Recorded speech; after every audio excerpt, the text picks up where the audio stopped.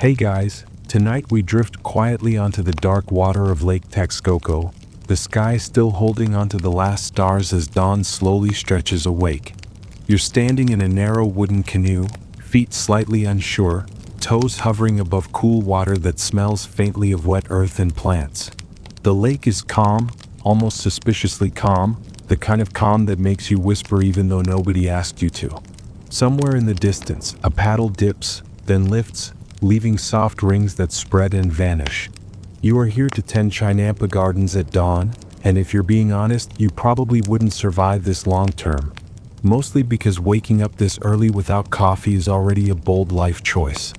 As your eyes adjust, shapes begin to emerge from the darkness. Long, rectangular strips of land rise gently from the water, bordered by reeds and narrow canals. These are Chinampas, the agricultural heart of the Aztec world, though floating gardens is the nickname that stuck, even if they don't technically float. That misunderstanding has survived centuries, which is impressive because you would think someone might have corrected it by now. Chinampas are actually built up from the lake bed, layered carefully until they rise above the waterline, stable enough to walk on, farm, and occasionally trip over before sunrise.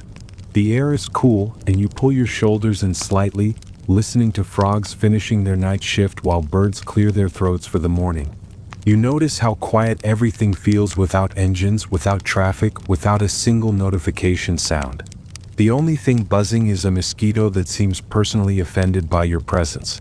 You swat lazily and immediately regret it, because balance in a canoe before dawn is a delicate agreement between you and gravity. As the sky lightens, you can finally see the scale of the lake. Lake Texcoco once covered a massive area in the Valley of Mexico, surrounding the island city of Tenochtitlan. This is a mainstream historical fact that still amazes people today. The Aztec capital sat on an island connected by causeways, with canals running through it like a very organized, very damp version of Venice. Historians still argue whether the canal system was primarily inspired by earlier Mesoamerican practices or perfected uniquely by the Mexica themselves, but either way, it worked extremely well, especially when it came to feeding hundreds of thousands of people without supermarkets. You dip your fingers into the water as the canoe glides forward, feeling the chill and the faint grit of lake sediment. The water carries nutrients, life, and occasionally smells that make you grateful for the breeze. A faint mist hangs low, curling around the Chinampas like the lake itself is still waking up and stretching. Somewhere nearby, someone coughs quietly, the sound polite and unintrusive, as if even illness knows to keep it down at this hour. You take in the first Chinampa up close. The edges are reinforced with woven reeds and wooden stakes. Mud and plant matter have been layered over time, building soil so rich it looks almost unreal, dark and soft and faintly steaming in the cool air. One quirky tidbit you quickly learn, usually delivered with a smirk by someone who's done this longer than you, is that this soil includes lake muck, decaying plants, and yes, human waste. Night soil, as it's politely called, is recycled back into the fields. Sustainable, efficient, and deeply unappealing if you think about it for more than 5 seconds. You decide not to think about it. The sun is still below the horizon, but the sky has shifted to pale gray, then faint pink. You hear paddles approaching, gentle splashes that feel rhythmic, almost meditative. Canoes move along the canals like sleepy commuters, everyone focused, quiet, and purposeful. No one is shouting. No one is rushing. It's the kind of productivity that feels calm rather than stressful, which is rare in any century. You step carefully onto the Chinampa, shoes sinking slightly into the soft earth. The ground feels springy, alive. This land, built from water and patience, produces astonishing yields. Another mainstream fact gently floats through your mind. Chinampas could be harvested multiple times a year, making them some of the most productive agricultural systems in the pre-industrial world. Corn, beans, squash, chilies, tomatoes, and flowers all thrive here, fed by constant moisture and nutrient-rich soil. It's enough to make modern gardeners quietly weep. As you stand there, hands on your hips like you know what you're doing, you realize how much of this world runs on observation and memory rather than written manuals. Knowledge passes through demonstration, repetition, and gentle correction. Someone nearby clears their throat and subtly gestures that you're standing exactly where a canal edge will collapse later if you keep doing that. You shuffle 2 steps over, pretending this was always the plan. The lake smells change as the breeze shifts. Fresh plants, wet earth, something faintly fishy. Birds glide overhead, silhouettes crossing the brightening sky. You spot a heron standing perfectly still at the canal's edge, clearly taking this job more seriously than you are. The calm is broken briefly by your stomach making a noise loud enough to feel disrespectful. You apologize to no one in particular. Historians still argue whether Chinampas developed primarily as a response to population pressure or as an intentional ecological strategy from the beginning. Standing here, watching water lap gently against the soil, it feels like both could be true. This place is engineered, yes, but it's also deeply attuned to the rhythms of the lake. It's not fighting nature so much as negotiating with it politely, which is probably why it lasted as long as it did. As the sun finally peaks over distant mountains, light spills across the water, turning the canals into ribbons of gold. The mist thins, birds get louder, and the day officially begins.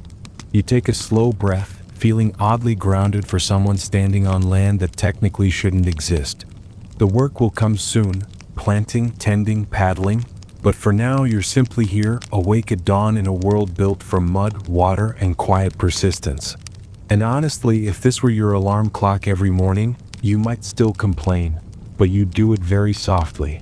You settle back into the canoe as if this were already a familiar routine, even though your legs are still figuring out how balance works before breakfast. The paddle dips into the canal with a soft, hollow sound, and you push forward slowly, letting the canoe glide rather than forcing it. The water here is narrow, contained by the edges of Chinampas on either side, and it feels like moving through a green hallway built from reeds, soil, and patience. Dawn has fully arrived now, not in a dramatic way, but gently, like it doesn't want to wake anyone too abruptly. As you paddle, you start to notice the layout. The canals run in straight lines, intersecting at thoughtful angles, creating a grid that would make any city planner nod approvingly. This isn't random. This is deliberate design, refined over generations. A mainstream historical fact floats calmly into your thoughts. Chinampa networks around Tenochtitlan formed an integrated agricultural system connected directly to the city by water routes, allowing food to travel efficiently from field to market. No carts stuck in traffic. No potholes. Just smooth, watery logistics. Your paddle strokes become rhythmic. Dip, pull, lift, each movement sending small ripples outward. The sound is soothing, almost hypnotic, like the lake is quietly applauding your efforts. You pass other canoes heading the opposite direction, each carrying farmers, baskets, or bundled tools. There's an unspoken etiquette here. A slight nod, a subtle shift to the side, no splashing unless absolutely necessary. You try to follow along, though your paddle occasionally slaps the water louder than intended. Somewhere behind you, someone clears their throat meaningfully. You paddle quieter after that. The Chinampas themselves slide past in slow motion. Some are freshly planted, neat rows barely breaking the soil's surface. Others are thick with green growth, leaves overlapping, heavy with promise. The edges are reinforced with woven reeds and wooden stakes, keeping the water where it belongs. In some places, flowers grow along the borders not just for beauty, but to stabilize the soil and attract helpful insects. It's agriculture that understands multitasking long before the term existed. You notice narrow footpaths crossing between Chinampas, just wide enough for careful steps. These paths allow farmers to move quickly from one plot to another without constant canoe hopping, which you are grateful for, because climbing in and out of a canoe repeatedly before sunrise feels like a personal attack. A quirky tidbit drifts in as you watch someone hop across effortlessly.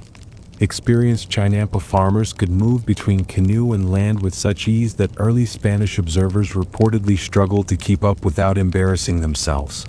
It's comforting to know that even conquistadors had clumsy mornings. The water itself feels alive. Tiny fish dart beneath the surface, vanishing when your paddle passes overhead. Insects skim across the canal, leaving delicate V-shaped trails behind them. Frogs sit along the edges, occasionally plopping into the water with a sound that makes you jump every single time, even though you absolutely should be used to it by now. You tell yourself you are calm and grounded. Your heart disagrees briefly, then settles. As you glide forward, you begin to understand how the canals do more than transport people and food. They regulate temperature, distribute nutrients, and help prevent soil exhaustion. The water level is carefully maintained, rising and falling with seasons and rainfall. Historians still argue whether water levels were actively controlled by complex gates everywhere or managed more informally through local knowledge and constant adjustment. Either way, it works. The Chinampas don't dry out, don't flood catastrophically, and don't demand much beyond attention and respect. You pass a wider intersection where several canals meet. Canoes gather briefly, then peel off in different directions like lazy thoughts drifting away. Someone pauses to adjust a bundle of reeds, tying it tighter with practiced hands. Another person scoops water with a basket, letting it drain back into the canal, carrying bits of nutrient-rich silt onto the field. It's slow, repetitive work, the kind that feels meditative rather than exhausting. You could almost forget you're working at all, if not for your arms gently reminding you that paddling uses muscles you normally ignore. The light grows warmer as the sun climbs higher. The mist that lingered earlier has retreated, leaving clear reflections of Chinampas and sky in the canals. You catch your reflection briefly, sleepy-eyed, hair doing whatever it wants, and decide that the water is being generous. Birds move more confidently now, swooping low to snatch insects, calling back and forth across the fields. Somewhere in the distance, a conch shell sounds softly, marking time or signaling a task. It echoes faintly across the lake, then fades. Another mainstream fact quietly anchors itself. Chinampa agriculture supported one of the largest urban populations in the world at the time, allowing Tenochtitlan to thrive without stripping the surrounding environment bare. Standing, or rather floating, here it's easy to see why. The system recycles nutrients, uses space efficiently, and integrates seamlessly with the lake. It's sustainable in a way that feels almost modern, which makes you wonder why more people don't talk about it during awkward dinner conversations. You try steering the canoe through a particularly narrow canal, misjudge the width slightly, and bump gently into the reed-lined edge. The reeds rustle disapprovingly. You apologize again, this time to the plants. A nearby farmer gives you a look that is neither angry nor amused, just deeply patient. You straighten the canoe and continue, cheeks warm for reasons unrelated to the sun. As the morning continues to wake, the canals fill with quiet motion. Canoes pass, turn, pause. Water laps softly against soil. Everything moves at a pace that feels intentionally unhurried, as if rushing would somehow offend the lake itself. You breathe in deeply, matching your movements to the rhythm around you. Paddle, glide, listen. Historians still argue whether this canal network reached its peak complexity just before Spanish arrival or had already begun adapting to environmental changes. The debate feels distant. You let the canoe drift for a moment, resting the paddle across your knees. The water carries you forward anyway, gentle and persistent. You feel a sense of quiet belonging, even as a visitor, even as someone who would absolutely complain about mosquitoes later. For now, though, you float on, surrounded by green corridors and soft sounds, easing deeper into the slow pulse of the Chinampa world. You guide the canoe toward an open stretch of water where a new Chinampa is beginning to take shape, or at least that's what you're told this patch of organized mess will eventually become. Right now, it looks like someone spilled a pile of reeds, branches, and mud and then decided it was a lifestyle choice. You step carefully onto a narrow platform, the wood creaking softly under your weight, and watch as the work begins in slow, deliberate motions. This is how land is made from water, one muddy layer at a time, and somehow you're expected to help without falling in. The process starts with marking boundaries. Long wooden stakes are driven into the lake bed in straight lines, outlining the future Chinampa. You grip one of the stakes, push it down, and immediately discover that the lake bed is both softer and more resistant than expected. It gives, then refuses like it's negotiating terms. Someone nearby shows you how to twist slightly as you push, and suddenly the stake slides down, satisfying and firm. You nod as if you knew this all along. Between the stakes, bundles of reeds are woven horizontally, forming a kind of underwater fence. These reeds trap sediment and plant matter, slowly building up the interior space. It's oddly soothing work, repetitive, tactile, and quiet. The water ripples gently around your hands as you lower the reeds, cool and slick against your skin. A mainstream historical fact surfaces calmly. Chinampas were constructed using materials readily available in the lake environment, making them both economical and easy to expand over time. No hauling stone from distant mountains, just using what's already floating nearby. Next comes the mud. Thick, dark, nutrient-rich mud scooped from the canal bottom is lifted out in baskets and spread carefully over the reed framework. You help haul a basket, underestimate its weight, and nearly tip forward. There's a brief moment where everyone watches to see if you'll fall in. You do not, but you come close enough that it counts as a warning from the universe. Mud slops over the edge, splashing your feet. It's cold, squishy, and faintly smells like decay and life having a long conversation. Layer by layer, the Chinampa rises. Reeds, mud, plant debris repeat. It's not fast work, and that's intentional. Rushing would destabilize the structure. The goal is to create a firm, raised field that stays above water but remains close enough to benefit from constant moisture. You're told that over time, as plants grow and roots spread, the Chinampa becomes even more stable, almost self-reinforcing. Historians still argue whether early Chinampas were smaller experimental plots or immediately built at full scale, but either way, the method clearly evolved through careful observation rather than trial and error disasters. As you work, you notice willow branches being set aside. These will become ahujo trees, planted at the corners and edges of the Chinampa later to anchor everything in place. For now, they wait, their pale branches looking almost sleepy. You like the idea of trees as structural support, quietly holding things together while looking decorative. It feels relatable. A quirky tidbit floats into conversation as someone jokes that the lake basically does half the work for you. Sediment naturally settles, plants decay, nutrients accumulate. In some cases, abandoned Chinampas could partially rebuild themselves over time if left undisturbed. Nature, apparently, is very willing to cooperate if you don't micromanage it. You file that away as life advice. The sun climbs higher now, warming your back and drying the mud on your hands into a thin crust. You wipe your palms on your clothing, which immediately becomes a record of your poor decision-making. Around you, the lake hums with quiet activity. Canoes pass at a respectful distance, careful not to disrupt the construction. Birds circle overhead, occasionally landing on nearby stakes as if supervising. As the Chinampa takes shape, the water level around it becomes more noticeable.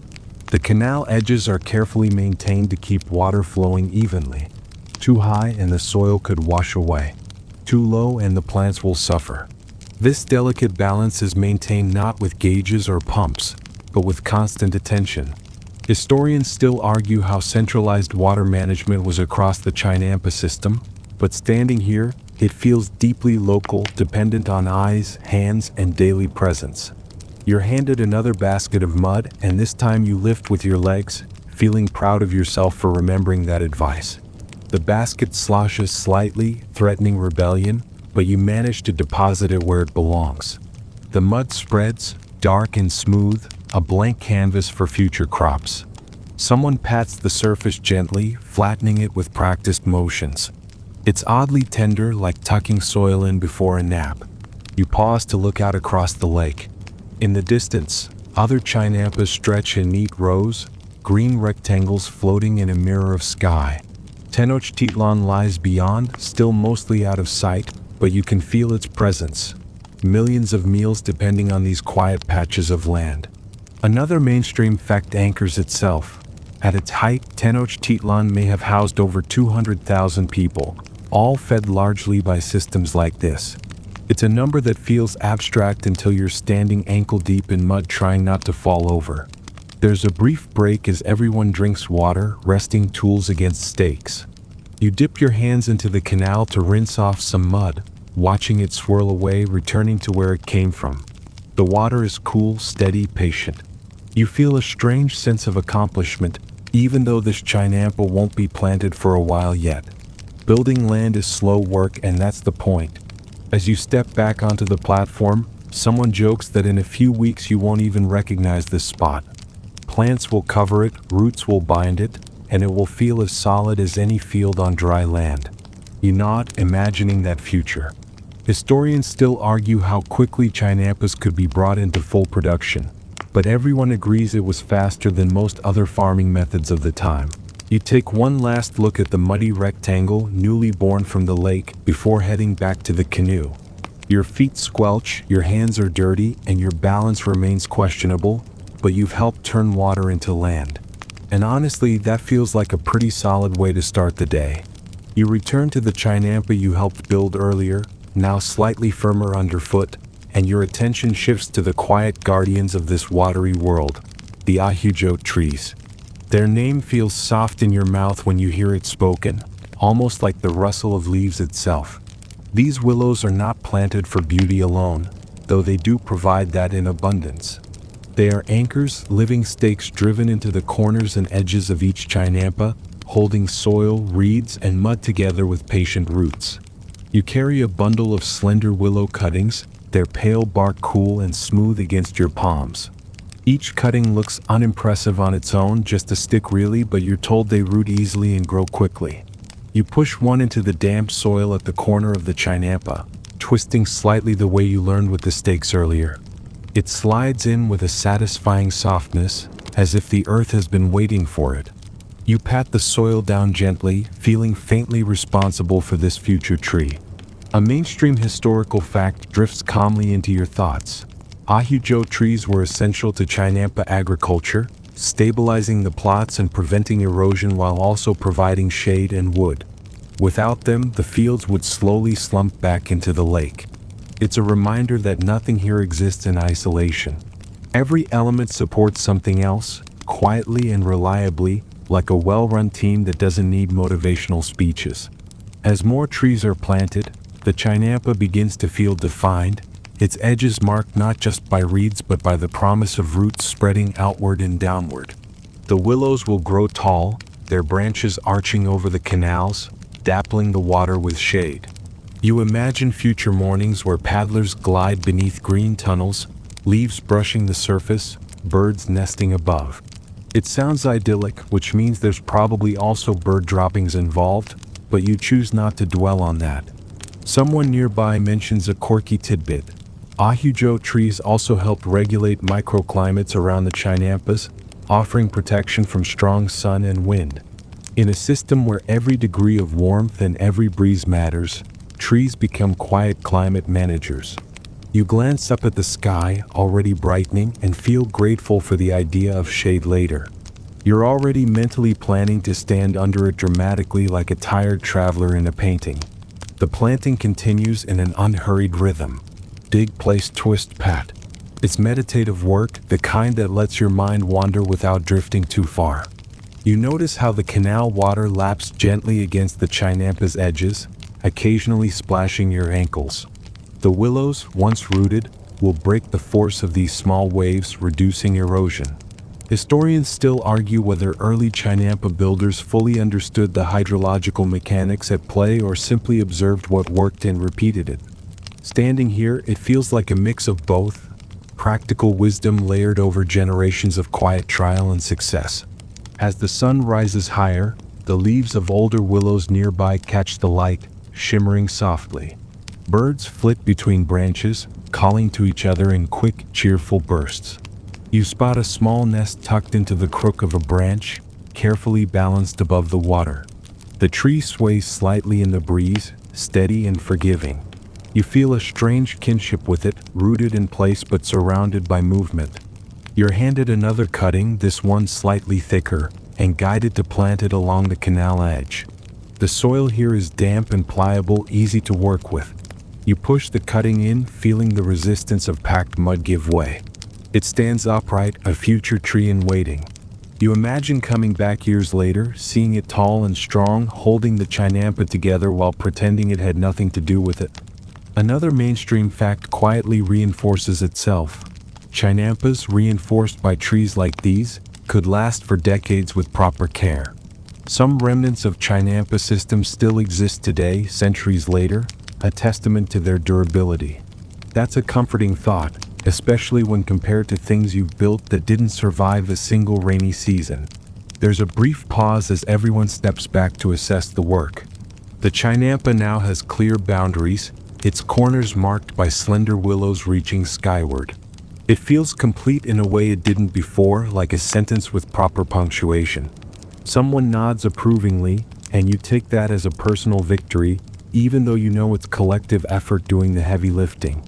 You wipe your hands on your clothing again, accepting that mud is now a permanent accessory. The air smells greener here, shaded by leaves and damp earth. The canal reflects the willows in long, wavering lines, roots hidden below the surface, already beginning their quiet work. You feel the pace of the morning slow, even as activity continues around you. Historians still argue how symbolic the ahujo tree was within Aztec agricultural life versus purely practical. Was it just a tool, or did it hold deeper meaning as a stabilizer of land and life? Standing here, hands still smelling faintly of willow sap, it feels like the answer might be both. Utility and symbolism often grow from the same root. You step back into the canoe, careful this time, and let it drift along the canal under the shade of mature willows. Leaves brush the water, creating soft ripples. The world feels held together by living things doing their jobs quietly without applause. You rest the paddle across your knees, listening to the rustle of leaves and the distant splash of water, feeling anchored even as you float. You step out of the canoe again, this time onto a Chinampa already humming with quiet activity, and your attention shifts from land and water to the people themselves. Morning work here has its own dress code, and you quickly realize your modern instincts have not prepared you for it. Clothing is simple, practical, and perfectly suited for damp soil and long hours outdoors. You adjust what you're wearing, trying to blend in, though you suspect your posture alone gives you away. You're handed a lightweight cotton garment, soft but sturdy, woven from maguey fibers and cotton. It's loose, breathable, and dries quickly when splashed. A mainstream historical fact settles gently into your thoughts. Aztec clothing was designed around climate and labor, with farmers wearing minimal, functional garments that allowed for easy movement and heat regulation.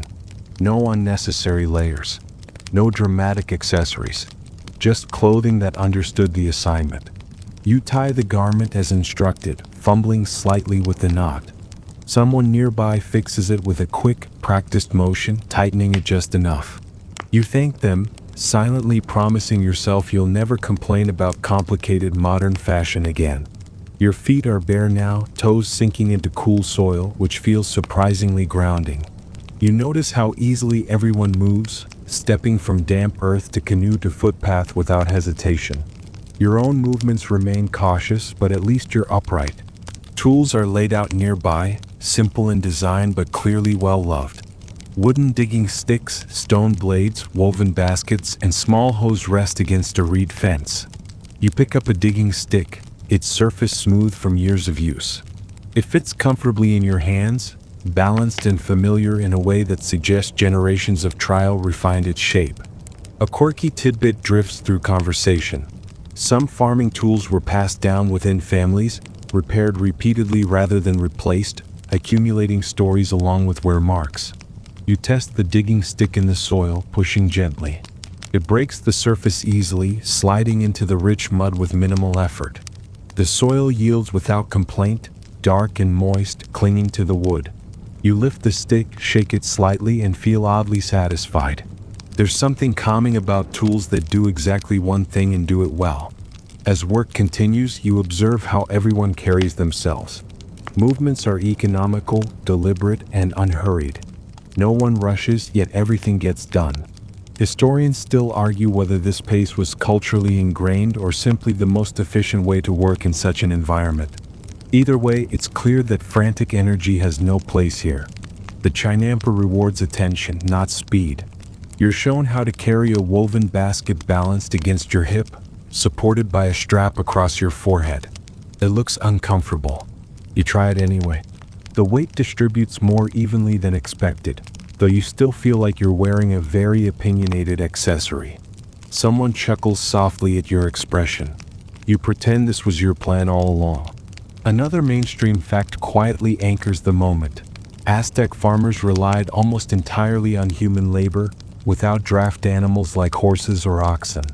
Everything, planting, harvesting, transporting, was done by hand and canoe. Standing here, basket pressing gently against your forehead, you gain a new appreciation for just how strong and skilled these farmers were. Your neck muscles send you a polite complaint. You ignore it. The sun climbs higher, warming your shoulders. The loose fabric you're wearing moves with the breeze, keeping you cool. You notice how little sweat builds up compared to what you expected. The design works. Someone nearby adjusts their garment, tying it tighter before bending to work. There's a quiet dignity in these small, practical gestures, a confidence that comes from knowing your tools, your clothing, and your environment intimately. You pause to drink water from a gourd, cool and refreshing. The water tastes faintly of plants, not unpleasant, just earthy. You wipe your mouth with the back of your hand, smearing a bit of mud across your cheek. You don't realize it until later, but for now, you look exactly like someone who belongs here, or at least someone who's trying very hard. Historians still argue how standardized farming tools were across different regions of the Aztec Empire. Some evidence suggests local variations adapted to specific soil and water conditions, while other tools appear remarkably consistent. Standing here, digging stick in hand, it feels like a blend of both. Shared knowledge with room for local flair. As you set the tool down and stretch your fingers, you notice calluses on the hands around you, thickened skin that speaks of years of repetition. No one comments on them. They're simply part of the body, like fingernails or knuckles. You glance at your own hands, still soft, and feel a quiet respect for the work ahead. The Chinampa hums with low conversation, the scrape of wood in soil, the gentle splash of water. Clothing flutters, baskets shift, tools move rhythmically. You take a slow breath, feeling yourself settle into the cadence of the morning. The work hasn't truly begun yet, but you're dressed for it now, equipped and ready, at least in theory. You step forward, digging stick in hand, barefoot on living soil, feeling oddly calm for someone about to spend the day farming on land built from water. The lake glints nearby, willows rustle softly overhead, and for the first time, you feel like you might just manage to keep up. Quietly, steadily, one simple tool at a time. You kneel at the edge of the Chinampa, digging stick resting lightly in your hands, and wait for the subtle cue that it's time to begin planting. No whistle blows. No one announces anything. Just happens. People move, and you move with them, falling into a rhythm that feels older than words. This is maize planting, and it's done with care, repetition, and a quiet sense of respect that makes you instinctively lower your voice. You press the digging stick into the soil, twisting gently to open a small hole. The earth parts easily, rich and cooperative, as if it's been expecting this exact motion. You drop in a few maize kernels, smooth, pale, and surprisingly small considering what they'll become, then cover them with soil using the side of your foot. Press back, step back, repeat. It's simple but not casual. Every movement feels intentional, almost ceremonial. A mainstream historical fact settles calmly into your awareness. Maize, or corn, was the staple crop of the Aztec world, forming the basis of daily calories for most people.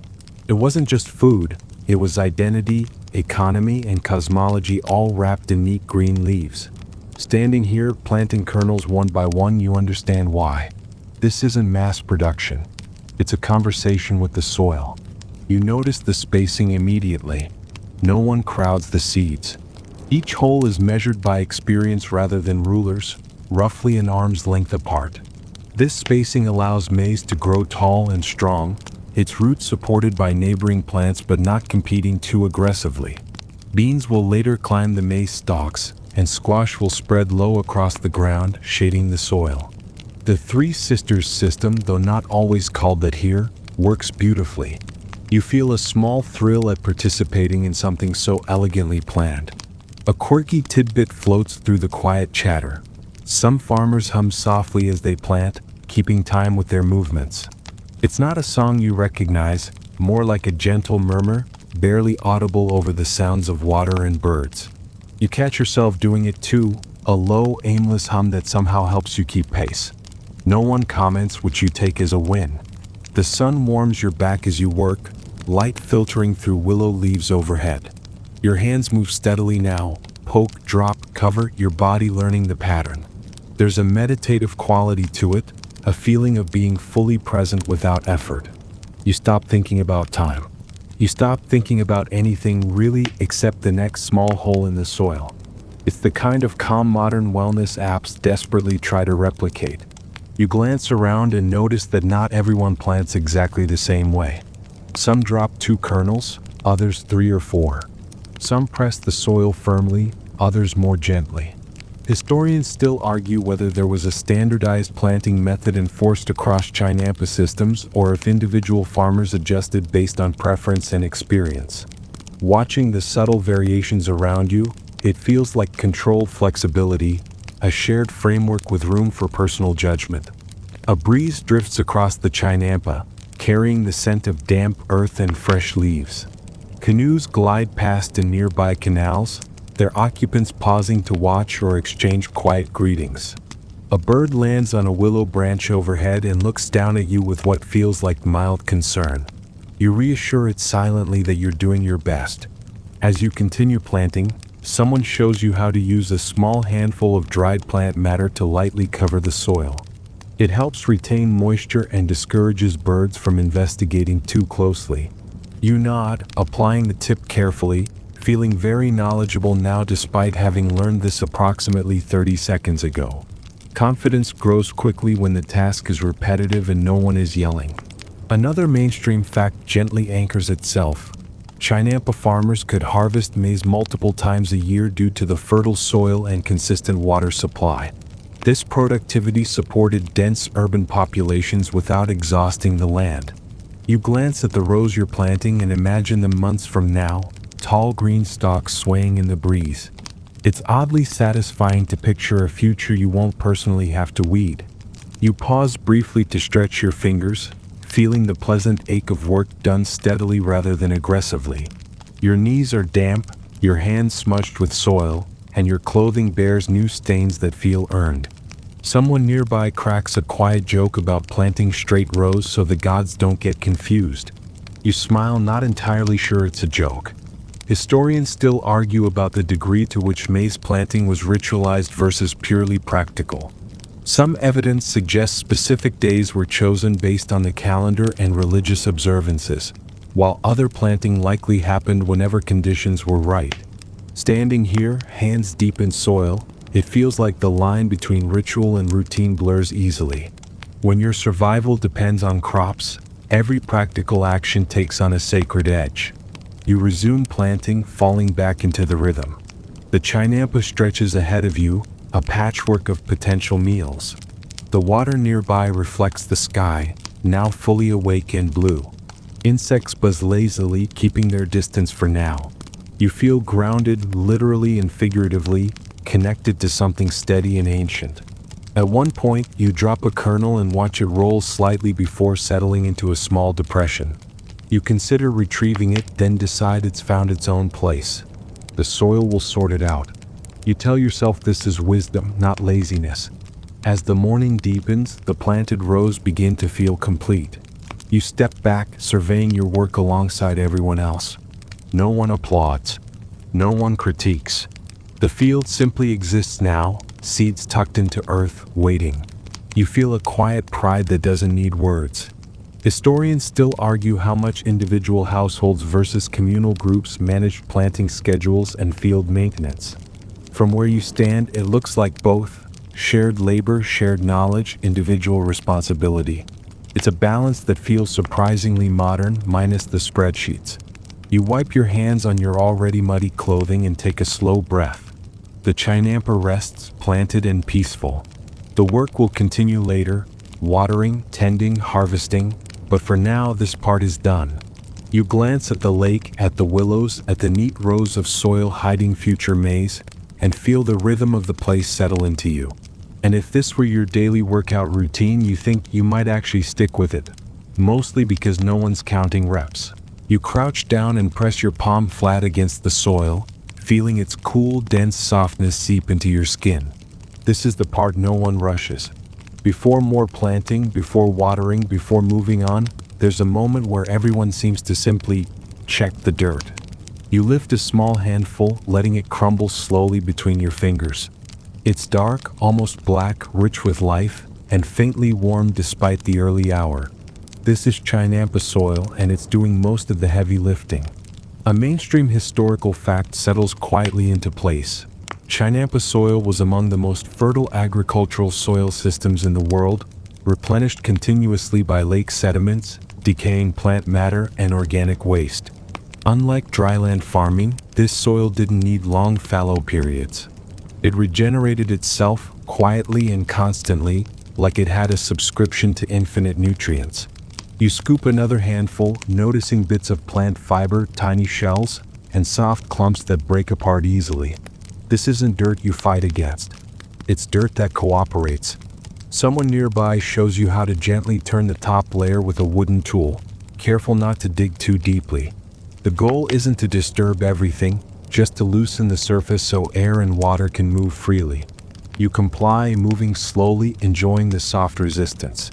A quirky tidbit surfaces as someone mutters that Chinampa soil is so productive it can feel like cheating. Crops grow faster, roots spread deeper, and yields stay high year after year. Early Spanish chroniclers reportedly struggled to believe how much food came from such small plots. You imagine their faces, squinting suspiciously at a perfectly normal vegetable like it's hiding something. As you work, the smell of the soil becomes more noticeable. It's earthy, damp, and oddly comforting, like rain on warm ground. You inhale slowly, feeling your shoulders drop a little. Modern people pay good money for grounding experiences like this, and here you are, doing it accidentally while covered in mud. You notice that the soil stays moist even as the sun climbs higher. Water from the canal seeps in gently from below, maintaining an ideal balance. Too dry is never a concern here. Too wet is managed by careful canal maintenance.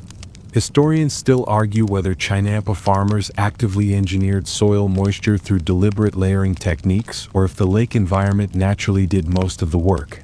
From where you're kneeling, it feels like a partnership, human intention guiding natural abundance. Someone hands you a small basket filled with decomposed plant matter. You sprinkle it lightly over the soil, feeling faintly like you're seasoning a very large, very serious dish. This organic matter feeds microorganisms, which in turn feed plants. The concept isn't explained in scientific terms here, but the practice is precise and intentional. You nod as if you fully understand microbial ecosystems, even though you mostly just know this part makes plants happy. Another mainstream fact floats gently through your mind. Chinampas allowed farmers to grow crops year-round, dramatically increasing food security. In a world without refrigeration, supermarkets, or emergency delivery apps, that kind of reliability is everything. You glance at the planted rows and feel a quiet reassurance, as if the soil itself has promised to take care of things. You shift your weight, knees protesting slightly, and stand up to stretch. Around you, others continue working, occasionally pausing to inspect the soil, adjusting where needed. There's no sense of panic if something looks off, just calm correction. You spot someone gently removing a small clump of compacted mud and breaking it apart by hand, returning it to the surface like it was never a problem in the first place. Historians still argue how much knowledge of soil fertility was formalized versus intuitive. There's little evidence of written manuals, but practices are remarkably consistent. Watching the careful hands around you, it's easy to believe this knowledge lived in muscle memory, passed down through demonstration rather than explanation. You think about how often you forget instructions the moment you read them and feel a bit humbled.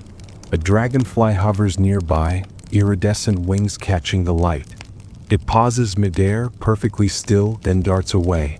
You take this as a good sign, though you're not sure why. The lake hums softly, water moving, insects buzzing, distant paddles dipping and lifting. It's a soundtrack that doesn't demand attention but rewards it. You kneel again, smoothing a small patch of soil with the back of your hand. It feels almost velvety. You wonder how many meals this soil has already produced, how many families it's fed. The thought makes you gentler with it, movements slower, more deliberate. You realize that everyone here treats the soil with quiet respect. Not reverence exactly, but recognition. A light joke drifts your way about how the soil remembers everything, including who steps too hard. You glance down at your footprints and try to step more lightly after that. Whether the soil actually remembers is unclear, but the idea sticks. You move with more care, feeling oddly watched by the ground itself. Another quirky tidbit surfaces. Lake sediment dredged from canals wasn't just waste, it was prized fertilizer. Cleaning canals and feeding fields happened at the same time. Efficiency at its finest. You nod approvingly, impressed by how nothing here goes unused, not even the muck at the bottom of the lake. As the morning progresses, the soil work winds down. The Chinampa looks settled, ready, almost content. You brush dirt from your hands, though it never fully leaves. That's fine. It feels earned. The sun is higher now, warmth spreading evenly, and the lake reflects a brighter sky. Historians still argue whether Chinampa soil could maintain fertility indefinitely without outside inputs. Some believe long-term sustainability depended on constant canal maintenance and organic additions. Others argue the system was naturally self-renewing. Standing here with mud under your nails and calm in your chest, it feels like both answers can coexist. Nothing lasts forever without care, but this system came impressively close. You take one last look at the soil, dark and rich and quietly powerful. It doesn't sparkle. It doesn't draw attention to itself. It just works. You straighten up, stretching your back, and feel a sense of trust settle in. The seeds are planted. The soil is ready. Whatever comes next, this foundation will hold. And for once, you're happy to leave things in the dirt's very capable hands. You pause at the edge of the Chinampa, letting your gaze drift outward, and only now do you fully register how alive the lake's sounds have become. Earlier, everything was muted, half asleep. Now the water hums gently with movement. Birds call back and forth across the canals, frogs croak lazily from hidden pockets of reeds, and insects buzz with just enough confidence to be annoying without crossing the line. It's not loud. It's layered. A soft orchestra tuning itself without a conductor. You step closer to the canal and kneel, resting your elbows on your knees as you watch the water's surface. Ripples overlap and separate, reflecting willow branches, sky, and passing wings. A heron stands nearby, impossibly still, neck folded in a way that looks uncomfortable but clearly isn't. You half expect it to lecture you on patience. Instead, it stabs the water with sudden precision and lifts a small fish free, swallowing it whole. You blink, impressed and slightly startled, then decide not to clap. A mainstream historical fact settles in smoothly. Lake Texcoco and its surrounding wetlands supported an incredibly rich ecosystem that Chinampa farmers relied on daily. Birds, fish, insects, and amphibians weren't just background noise. They were indicators of water health, soil quality, and seasonal change. You realize that long before weather apps and soil tests, farmers here read the lake itself like a living calendar. As you listen, you begin to notice patterns. Certain birds stay close to the water's edge, others circle higher. Frogs call more insistently from shaded areas. Dragonflies skim low across the canals, hovering briefly before darting away. Someone nearby mentions, almost casually, that a sudden silence from frogs can signal trouble. Changes in water quality, unexpected disturbances. You nod solemnly, filing this away as knowledge you will absolutely forget until it's too late. A quirky tidbit floats into the moment. Some Chinampa farmers believe specific bird calls signaled good planting days, while others warned of storms or pests. Whether these beliefs were symbolic or rooted in careful observation is still debated. Historians still argue whether such interpretations were primarily spiritual frameworks or early forms of ecological monitoring.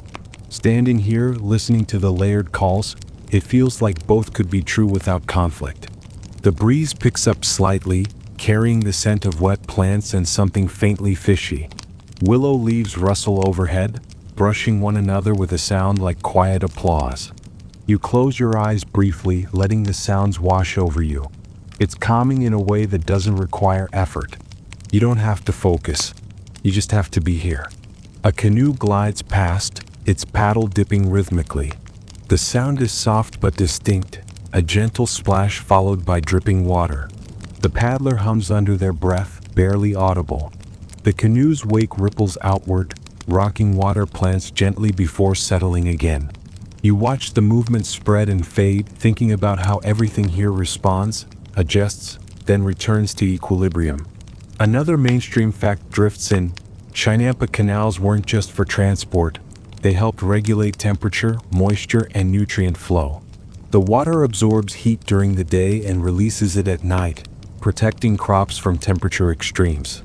You glance at the water, appreciating its quiet competence.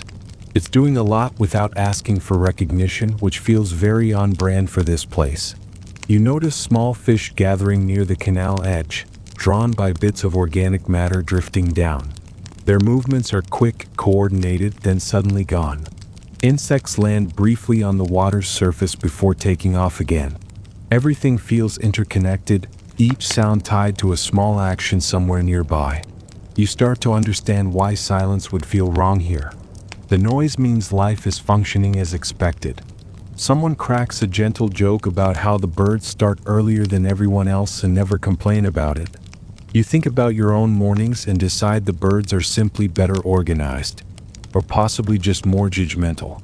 Either way, they seem very invested in the schedule.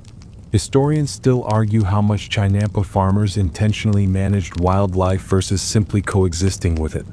There's evidence of fish being encouraged in canals and birds tolerated, even welcomed, for pest control. But there's also a sense that the system thrived because it didn't try to dominate every element. Watching a dragonfly pause midair, then vanish, you get the feeling that balance mattered more than control. The sun climbs higher and the sounds shift subtly. Frogs grow quieter. Birds become more conversational. Insects buzz with renewed enthusiasm. You stand slowly, stretching, feeling the warmth on your skin. The lake sparkles now, reflections sharper, colors brighter. It's still peaceful but awake. You step back onto the Chinampa, careful not to disturb the soil you worked earlier. The sounds follow you, the water lapping, leaves rustling, distant paddles dipping and lifting. It's a soundscape that moves with you, never overwhelming, always present. You take one last look at the heron, still standing in the same spot, patient and focused. It feels like a reminder to slow down, to wait, to listen. You nod at it respectfully. It does not nod back, which feels rude, but you let it go. As you return to work, the lake continues its quiet conversation around you. Every sound feels like part of a larger rhythm, steady and reassuring. You don't need to interpret it all. You just need to hear it. And in doing so, you feel yourself sink deeper into the calm pulse of the Chinampa world, guided as much by sound as by sight. You straighten slowly and follow the canal toward a busier stretch of Chinampas, where the quiet work of planting and tending begins to feel connected to something much larger.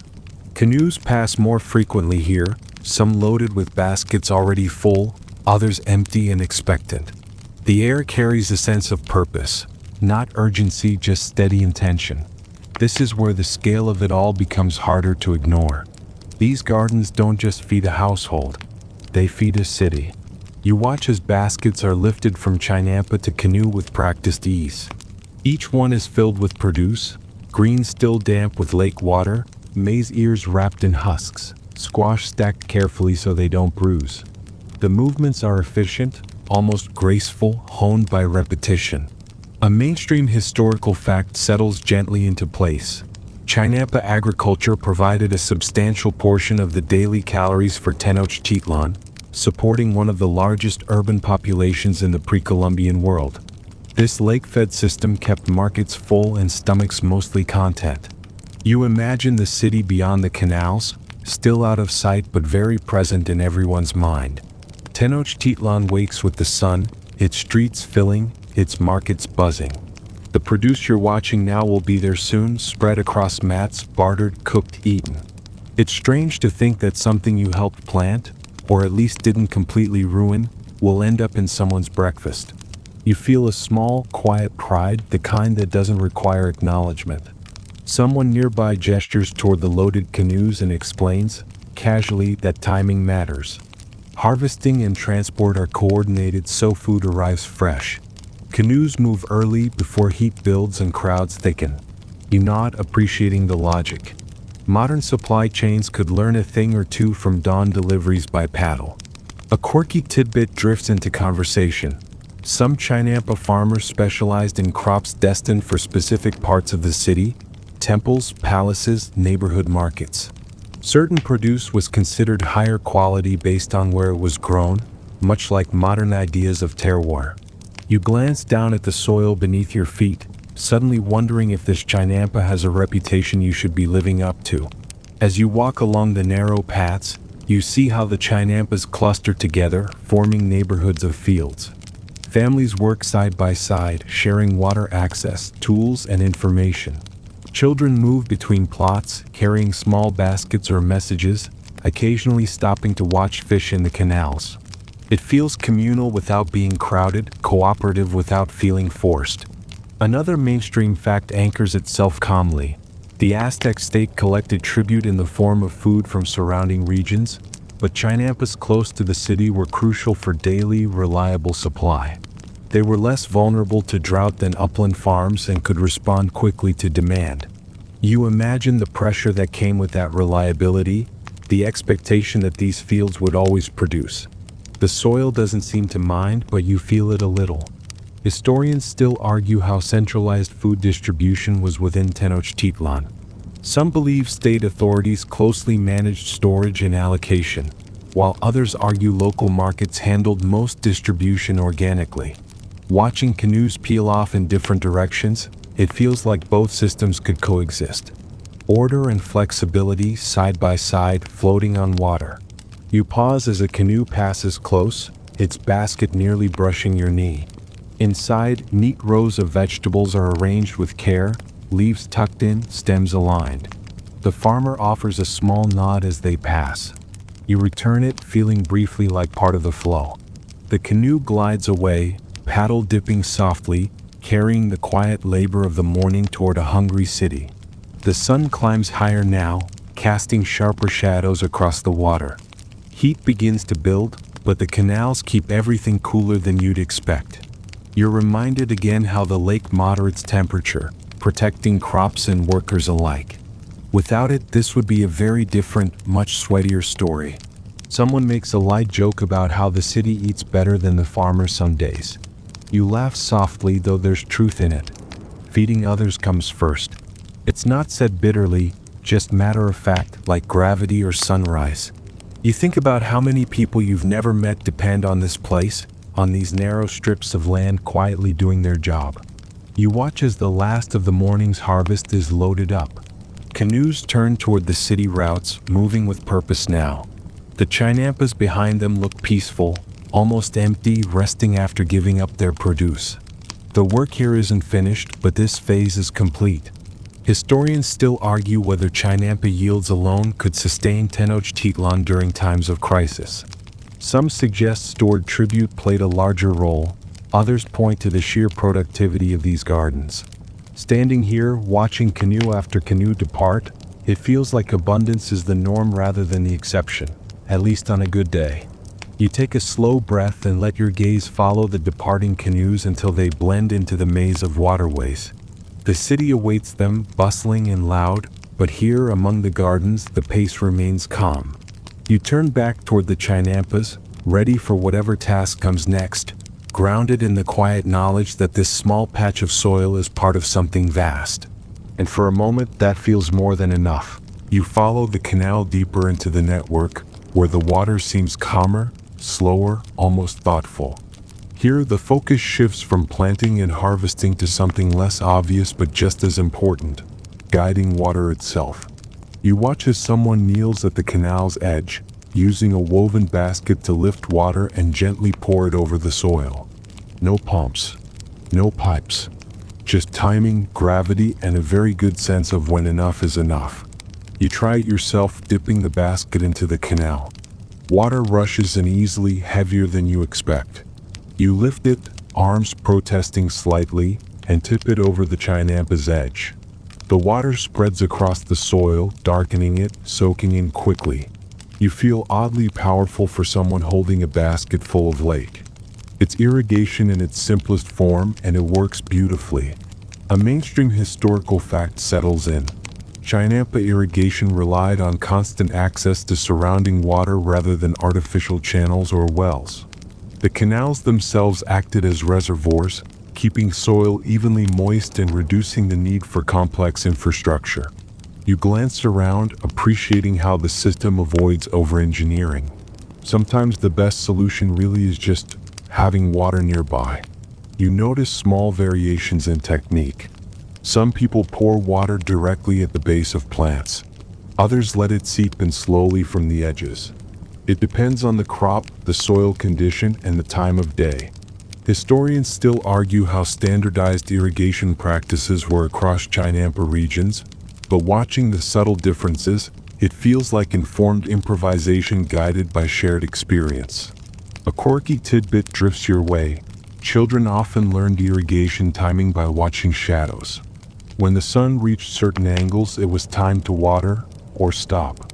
No clocks required.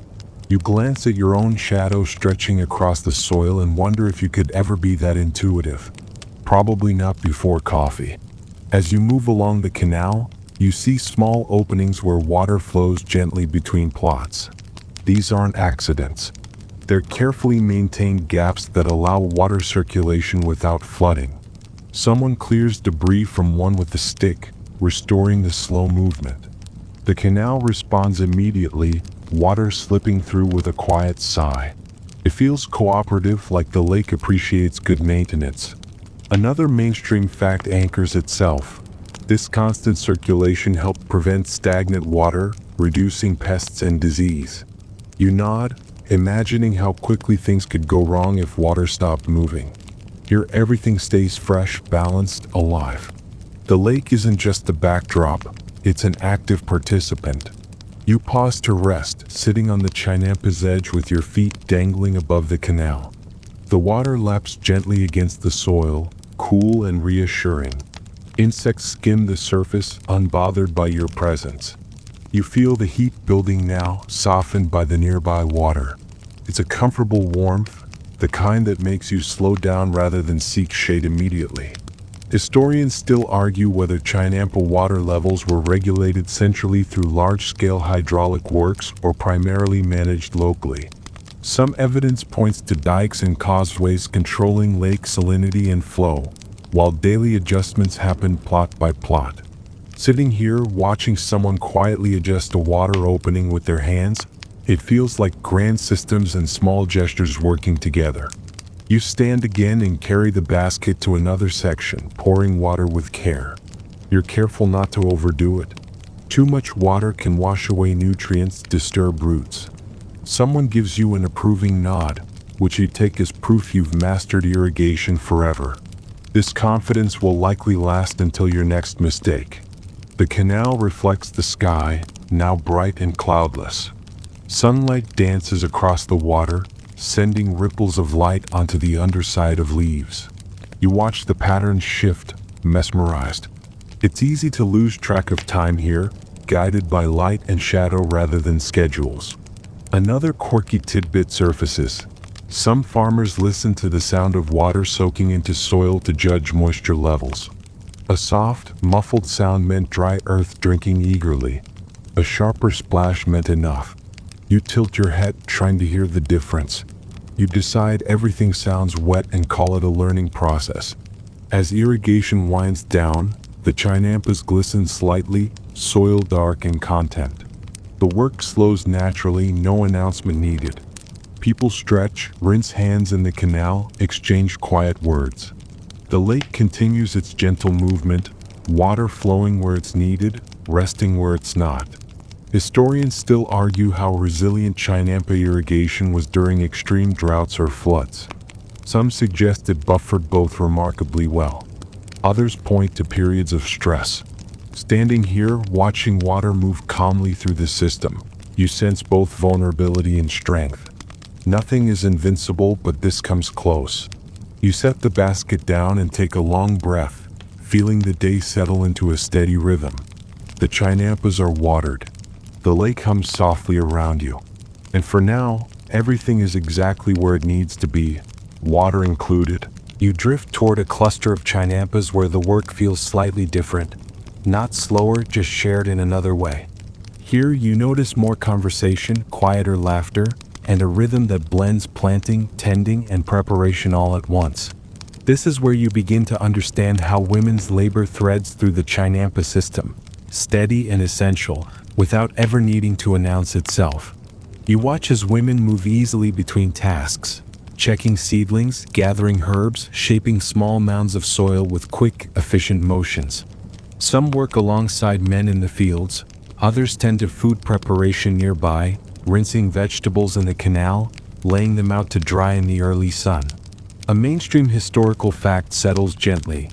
In Aztec society, women played crucial roles in agriculture, food processing, and household economy, contributing directly to food production rather than being confined away from it. You're handed a small basket and shown how to collect tender greens growing along the Chinampa's edge. You move carefully, selecting leaves that are young but sturdy. The work is quiet, precise. Someone nearby hums softly, the sound blending with water and birds.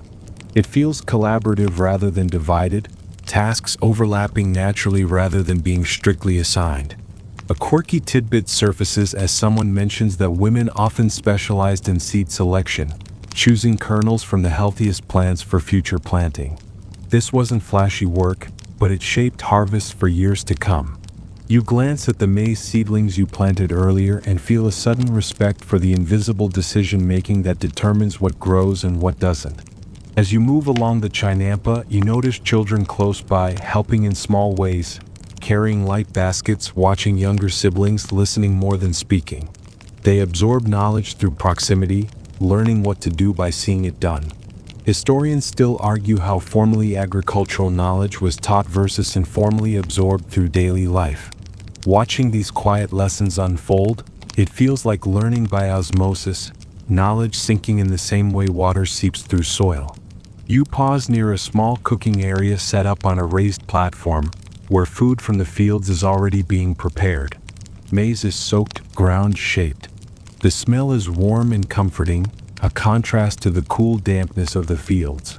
You're reminded that Chinampa work doesn't end at harvest. It flows directly into meals, into nourishment, into everyday life. Another mainstream fact anchors itself.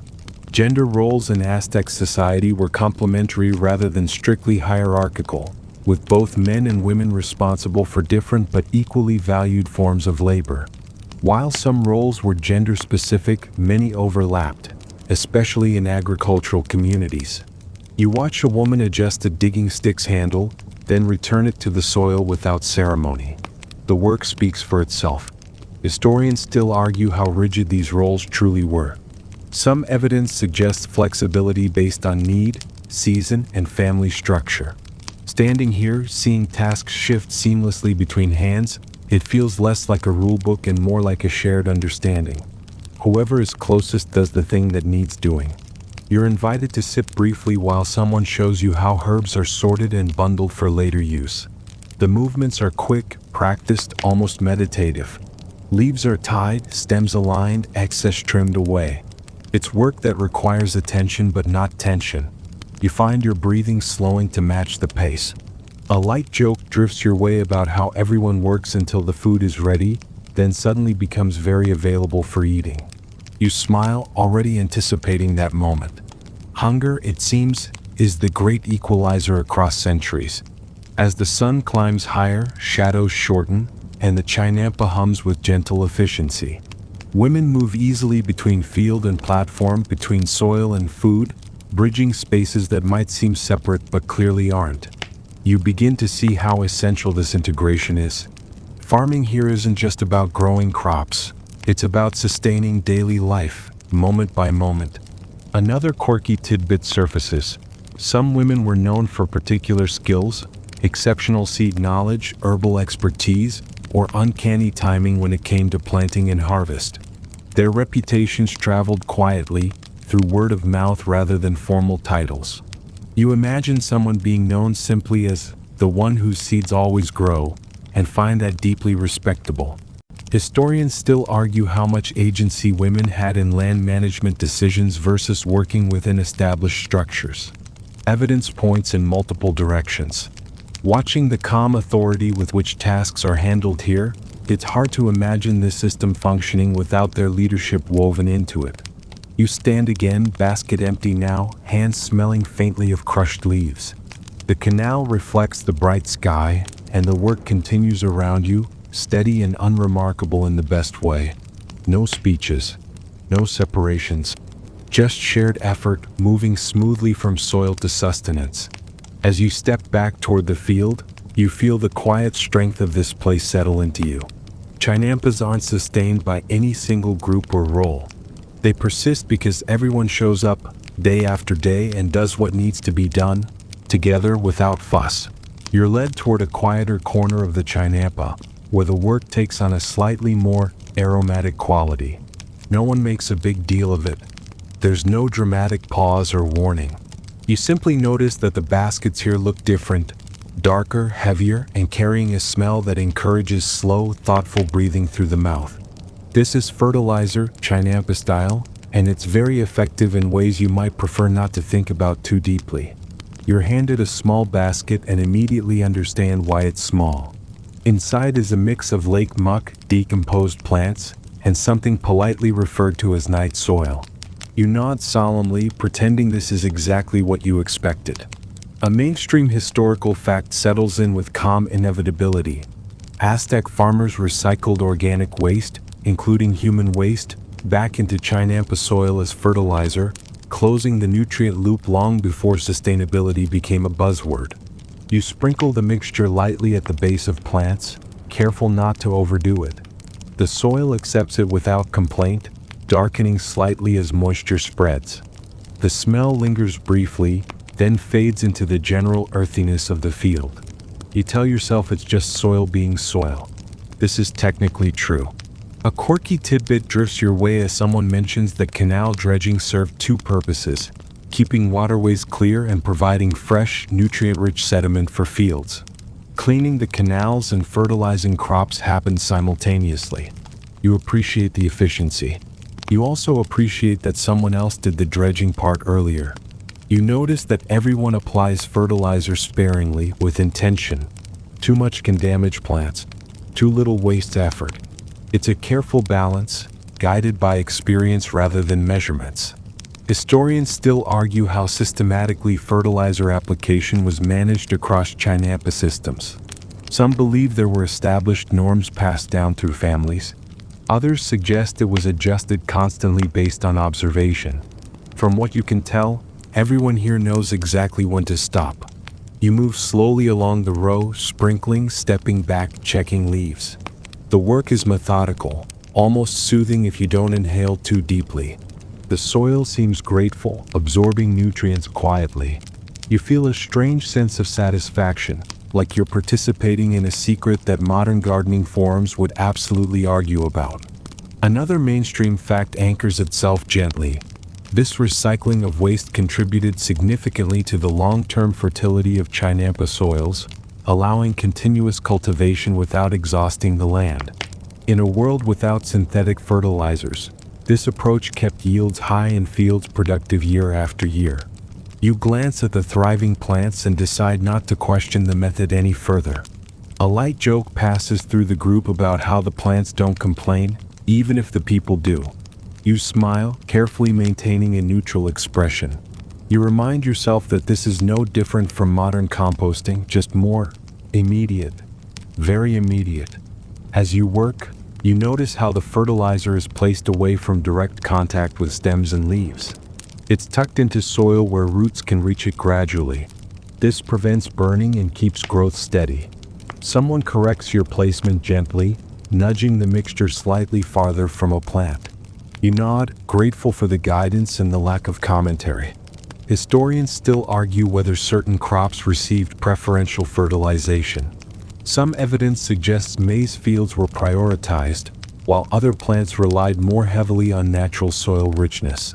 Watching the careful attention given to each row, it feels like a nuanced approach, more art than rule. You pause to rinse your hands in the canal, swirling fingers through cool water. The lake absorbs everything, carrying it away without drama. Fish dart nearby, unbothered. The system continues, balanced and quietly efficient. You dry your hands on your already questionable clothing and return to the row. Another quirky tidbit surfaces. Some Chinampa farmers believed overly rich fertilizer could make plants grow too fast, weakening them. Slow, steady growth was preferred. You consider this and think about your own tendency to rush things, then immediately regret the introspection. The sun climbs higher, warming the field and helping smells dissipate. The air feels lighter now, easier to breathe. The work continues without comment, fertilizer applied, soil smoothed, plants left to do their thing. No one lingers over the process. It's just another task, no more remarkable than watering or planting. Another mainstream fact drifts through your thoughts. Spanish observers were often both impressed and unsettled by Chinampa fertilization practices, praising productivity while quietly judging the methods. You imagine the internal conflict and feel oddly smug on behalf of the plants. Historians still argue how these practices changed after European contact, especially with shifting ideas about sanitation and land use. For now, though, in this moment, the system is intact, unbothered by outside opinions. You finish your row and step back, surveying the field. Everything looks calm, orderly, and quietly alive.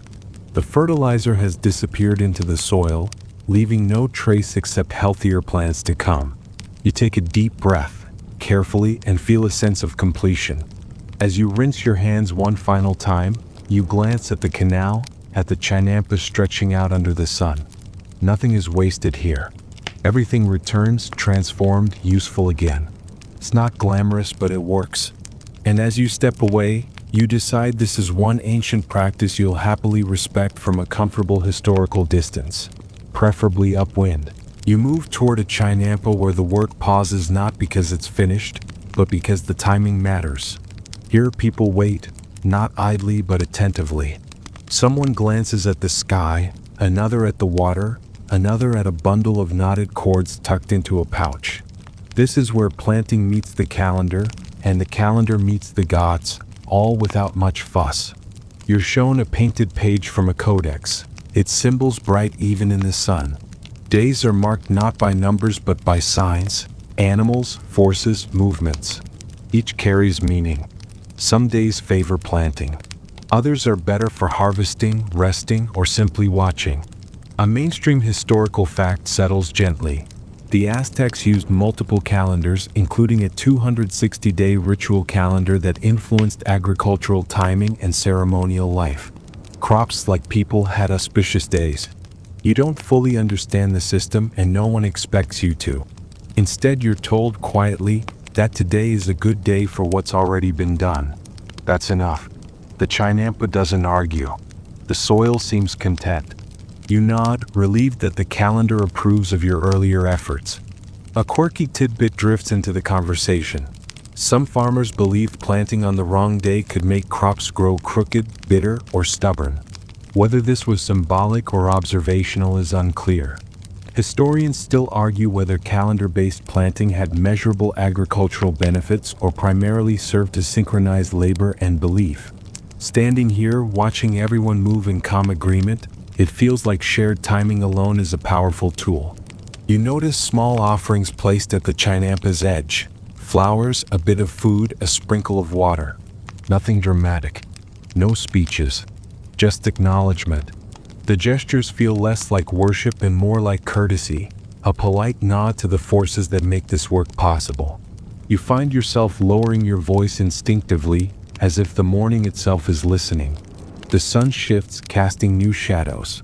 Someone remarks that the light is just right now, that it's time to move on. The group responds immediately, tools lifted, baskets shifted. No debate.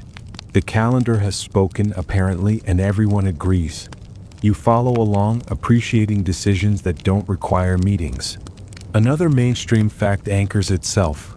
Agricultural rituals were deeply woven into Aztec daily life, blending practical observation with spiritual meaning. Farming wasn't separate from belief, it was belief enacted through routine. You think about how comforting that might feel, to trust that your schedule aligns with something larger than yourself. Historians still argue how strictly these calendars were followed by everyday farmers versus priests and elites. Some suggest flexibility was common, especially when weather demanded it. Watching a quick discussion about shifting tasks due to a breeze picking up, you sense that practicality always had the final say. You glance once more at the codex page, its symbols quietly confident. You don't memorize them. You don't need to. You just feel the rhythm they represent. Days unfolding, tasks repeating, seasons turning. The Chinampa rests briefly, then the work continues right on time.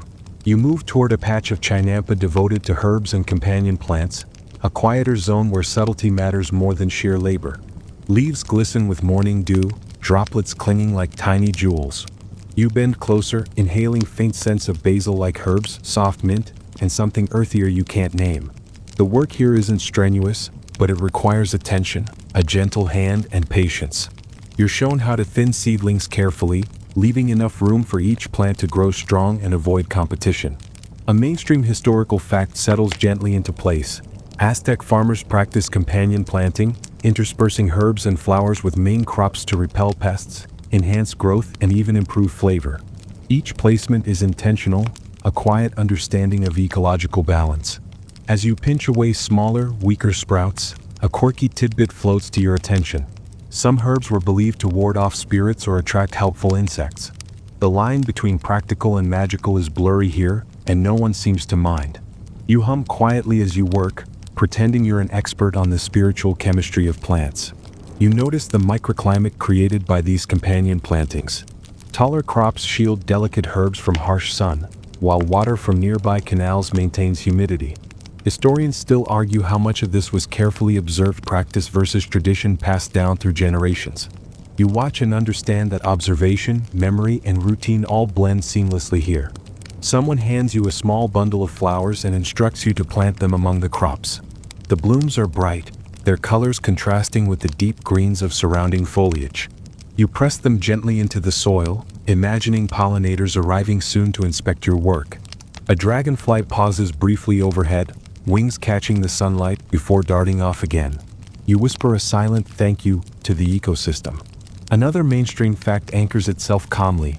Companion plants can increase yields indirectly by reducing pest damage and improving soil health. Even without modern science, the Aztecs recognized these subtle relationships. You admire the quiet wisdom in observing, adjusting, and planting accordingly. As you move along the row, you notice the gentle variety of leaf shapes, colors, and textures. Some herbs are fuzzy, others smooth. Some release fragrance when touched, others remain silent. A light joke drifts your way. This is like a tiny jungle, but without the mosquitoes, mostly. You chuckle softly, imagining jungle sounds with fewer complaints. Historians still argue how widespread intentional companion planting was across Chinampa systems. Some evidence suggests it was common near urban centers, where labor was abundant and experimentation encouraged. Watching the patterns here, you sense that even small decisions ripple outward, affecting the entire plot. You pause to touch the soil around a newly planted herb. Moist, pliable, alive. You consider the balance of water, light, and nutrients. It feels like a gentle puzzle, one that rewards careful observation rather than brute effort. You adjust a few small plants, nudging them into better positions. Nothing dramatic. Everything subtly aligned. A quirky tidbit surfaces. Certain herbs were believed to improve the flavor of maize when planted nearby, though whether this is folklore or subtle chemical influence is still debated. You pretend to taste the air around the plants and nod sagely, as if you've discerned the difference. As the sun climbs higher, the dew evaporates, leaving leaves shining but dry. The microclimate here feels slightly warmer, calmer, a quiet pocket of productivity amid the larger network of Chinampas. You step back and survey the herb beds. Everything looks orderly, healthy, alive. Historians still argue how much trial and error versus inherited tradition shaped companion planting. Watching the practiced hands at work, it seems both play a role. Knowledge grows slowly, nurtured by observation, repetition, and occasional luck. You brush dirt from your hands and feel a surprising satisfaction. These small plants, tucked carefully among larger crops, will reward the ecosystem in ways you won't immediately see. And yet, that's the point. They work quietly, without fuss, just like the rest of this world you're slowly learning to inhabit.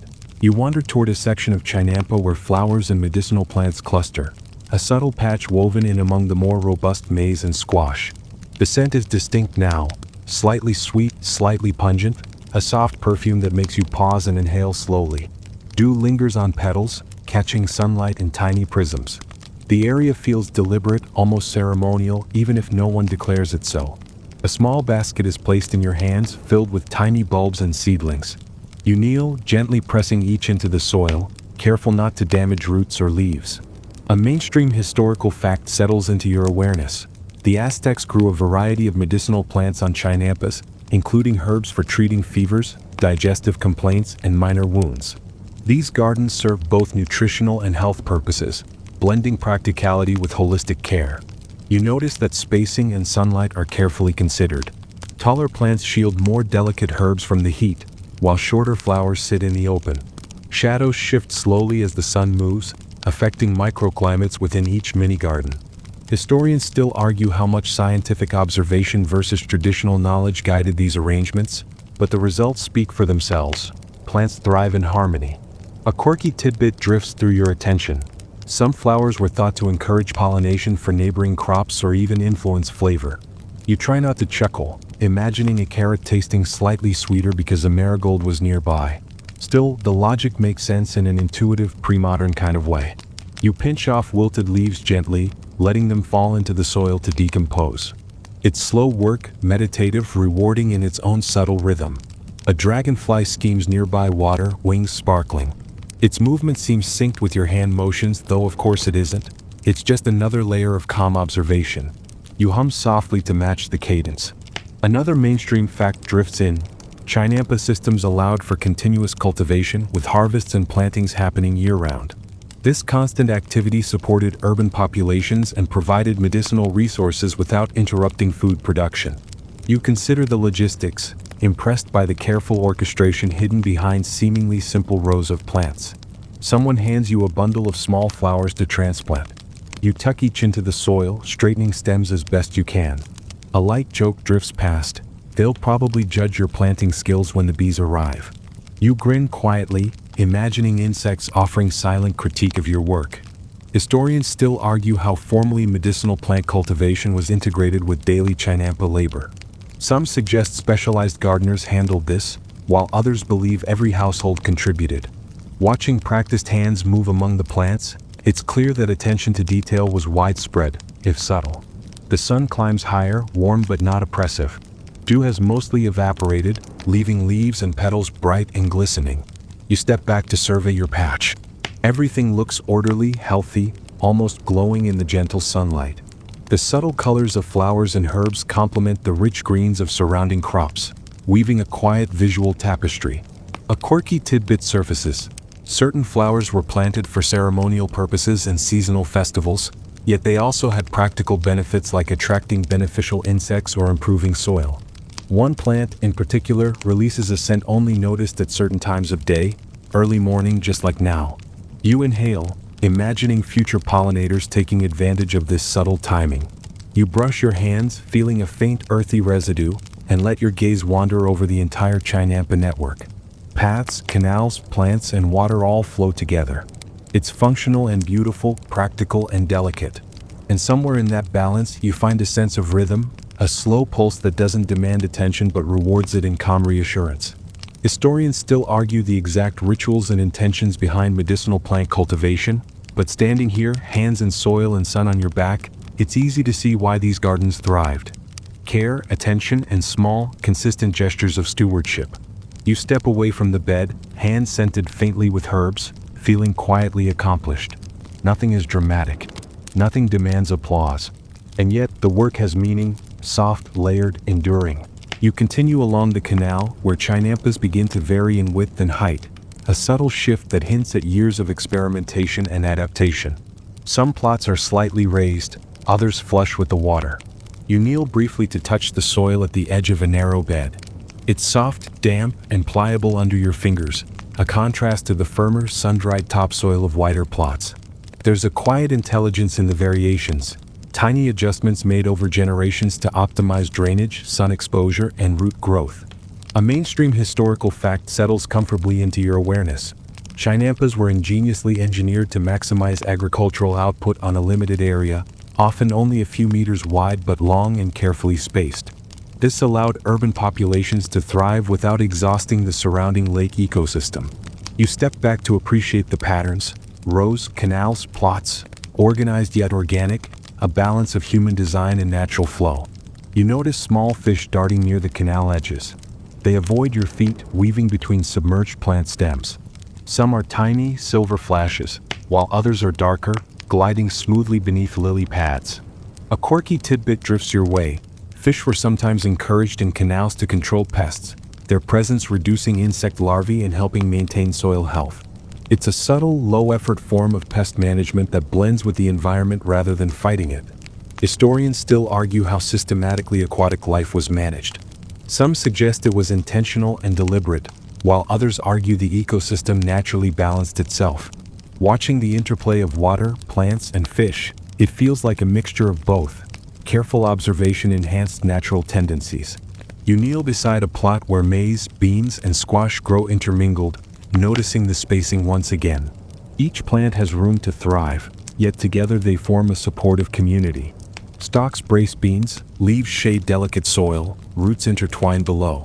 The Three Sisters method demonstrates an elegance that requires no explanation, just observation and repetition. You gently untangle a vine that strayed too far, marveling at the cooperative choreography of nature and human hands. Another mainstream fact drifts gently. This polyculture approach improved soil fertility, reduced erosion, and increased overall yield. Even without synthetic fertilizers, the Chinampa system maintained high productivity through thoughtful, integrated planting. You step back, impressed at how carefully interwoven everything is. A small breeze rustles the leaves overhead, carrying faint floral and earthy scents. The temperature remains comfortable, moderated by nearby canals. You inhale slowly, feeling tension in your shoulders melt away. The gentle rhythm of work and observation continues to settle you deeper into a relaxed state. A quirky tidbit surfaces. Some Aztec farmers reportedly use small bundles of plants or flowers at plot corners as symbolic markers, believed to protect the crops or ensure good growth. Whether symbolic or practical, the effect was a sense of organized care. You nod, planting your hands lightly in the soil as if contributing to this subtle order. You notice someone carefully adjusting a small canal gate, allowing just enough water to flow into a patch of newly planted maize. The technique is precise. Too much water and roots could drown, too little and growth slows. Historians still argue how standardized these small adjustments were across the Chinampa system. You watch and understand it's a delicate balance between protocol and intuition. The sun rises higher, casting a warm glow over the field. Shadows shorten, highlighting the textures of soil, leaves, and water. You feel present in a way you rarely experience, connected to the rhythm of the land, the canal, and the people tending it. This is patience embodied, the slow, deliberate cadence of life that doesn't rush or demand acknowledgement. You step back, brushing soil from your hands. The Chinampa looks orderly, productive, and alive, a testament to generations of careful observation and collaboration. You take a deep breath, listening to water lap, birds call, and leaves rustle, feeling a gentle satisfaction that no applause could replicate. You wander toward a corner of the Chinampa where the soil is darker, richer, and slightly softer, evidence of years of accumulated fertility. It smells pleasantly earthy, with faint hints of decayed vegetation and water-washed minerals. Kneeling down, you run your fingers through it, feeling the way it crumbles and holds together simultaneously. This is the heart of productivity, soil that has been nurtured, recycled, and tested over countless seasons. A mainstream historical fact settles into your mind. Chinampas were remarkably sustainable because organic matter, including plant residues and lake sediments, was continually replenished. Unlike many modern farms that exhaust the land, These plots thrived year after year with minimal external input. You gently press the soil around a cluster of young maize, thinking about the silent work embedded in every handful. You notice subtle differences in moisture. Some areas are darker and cool, while others feel warmer and slightly dry. Someone nearby uses a thin stick to test water penetration, a simple tool yet highly effective. A quirky tidbit drifts your way.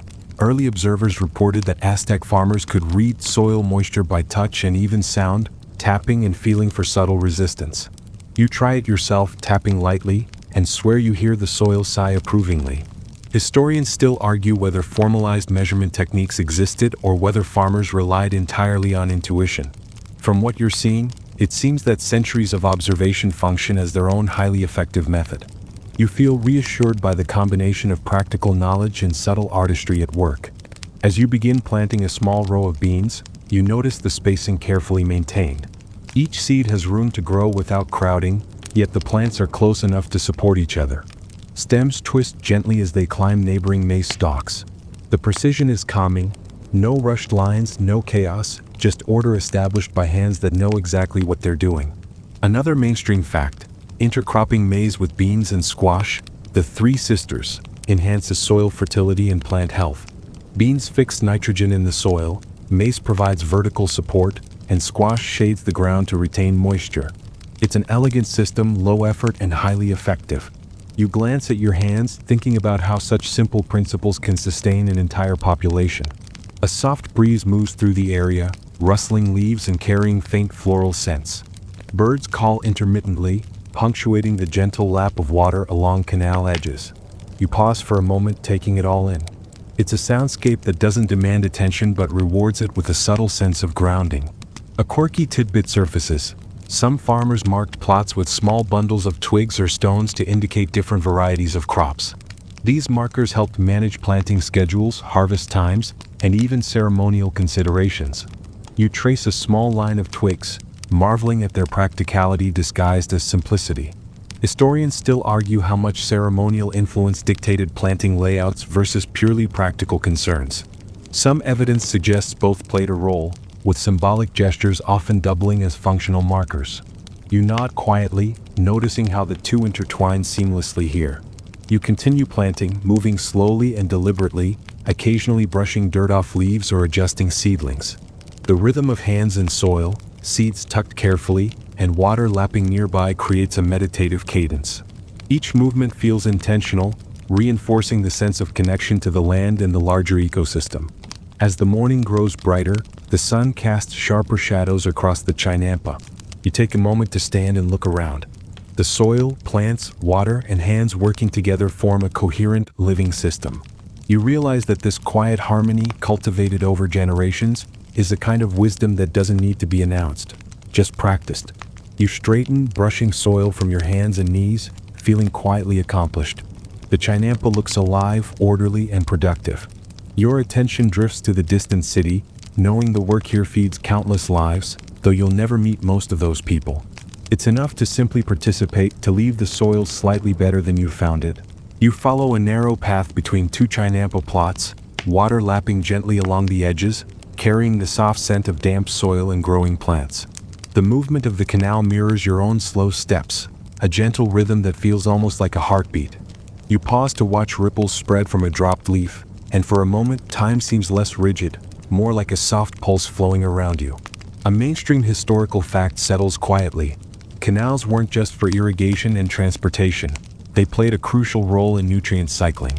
Sediment dredged from the canals was rich in minerals, naturally fertilizing the Chinampas.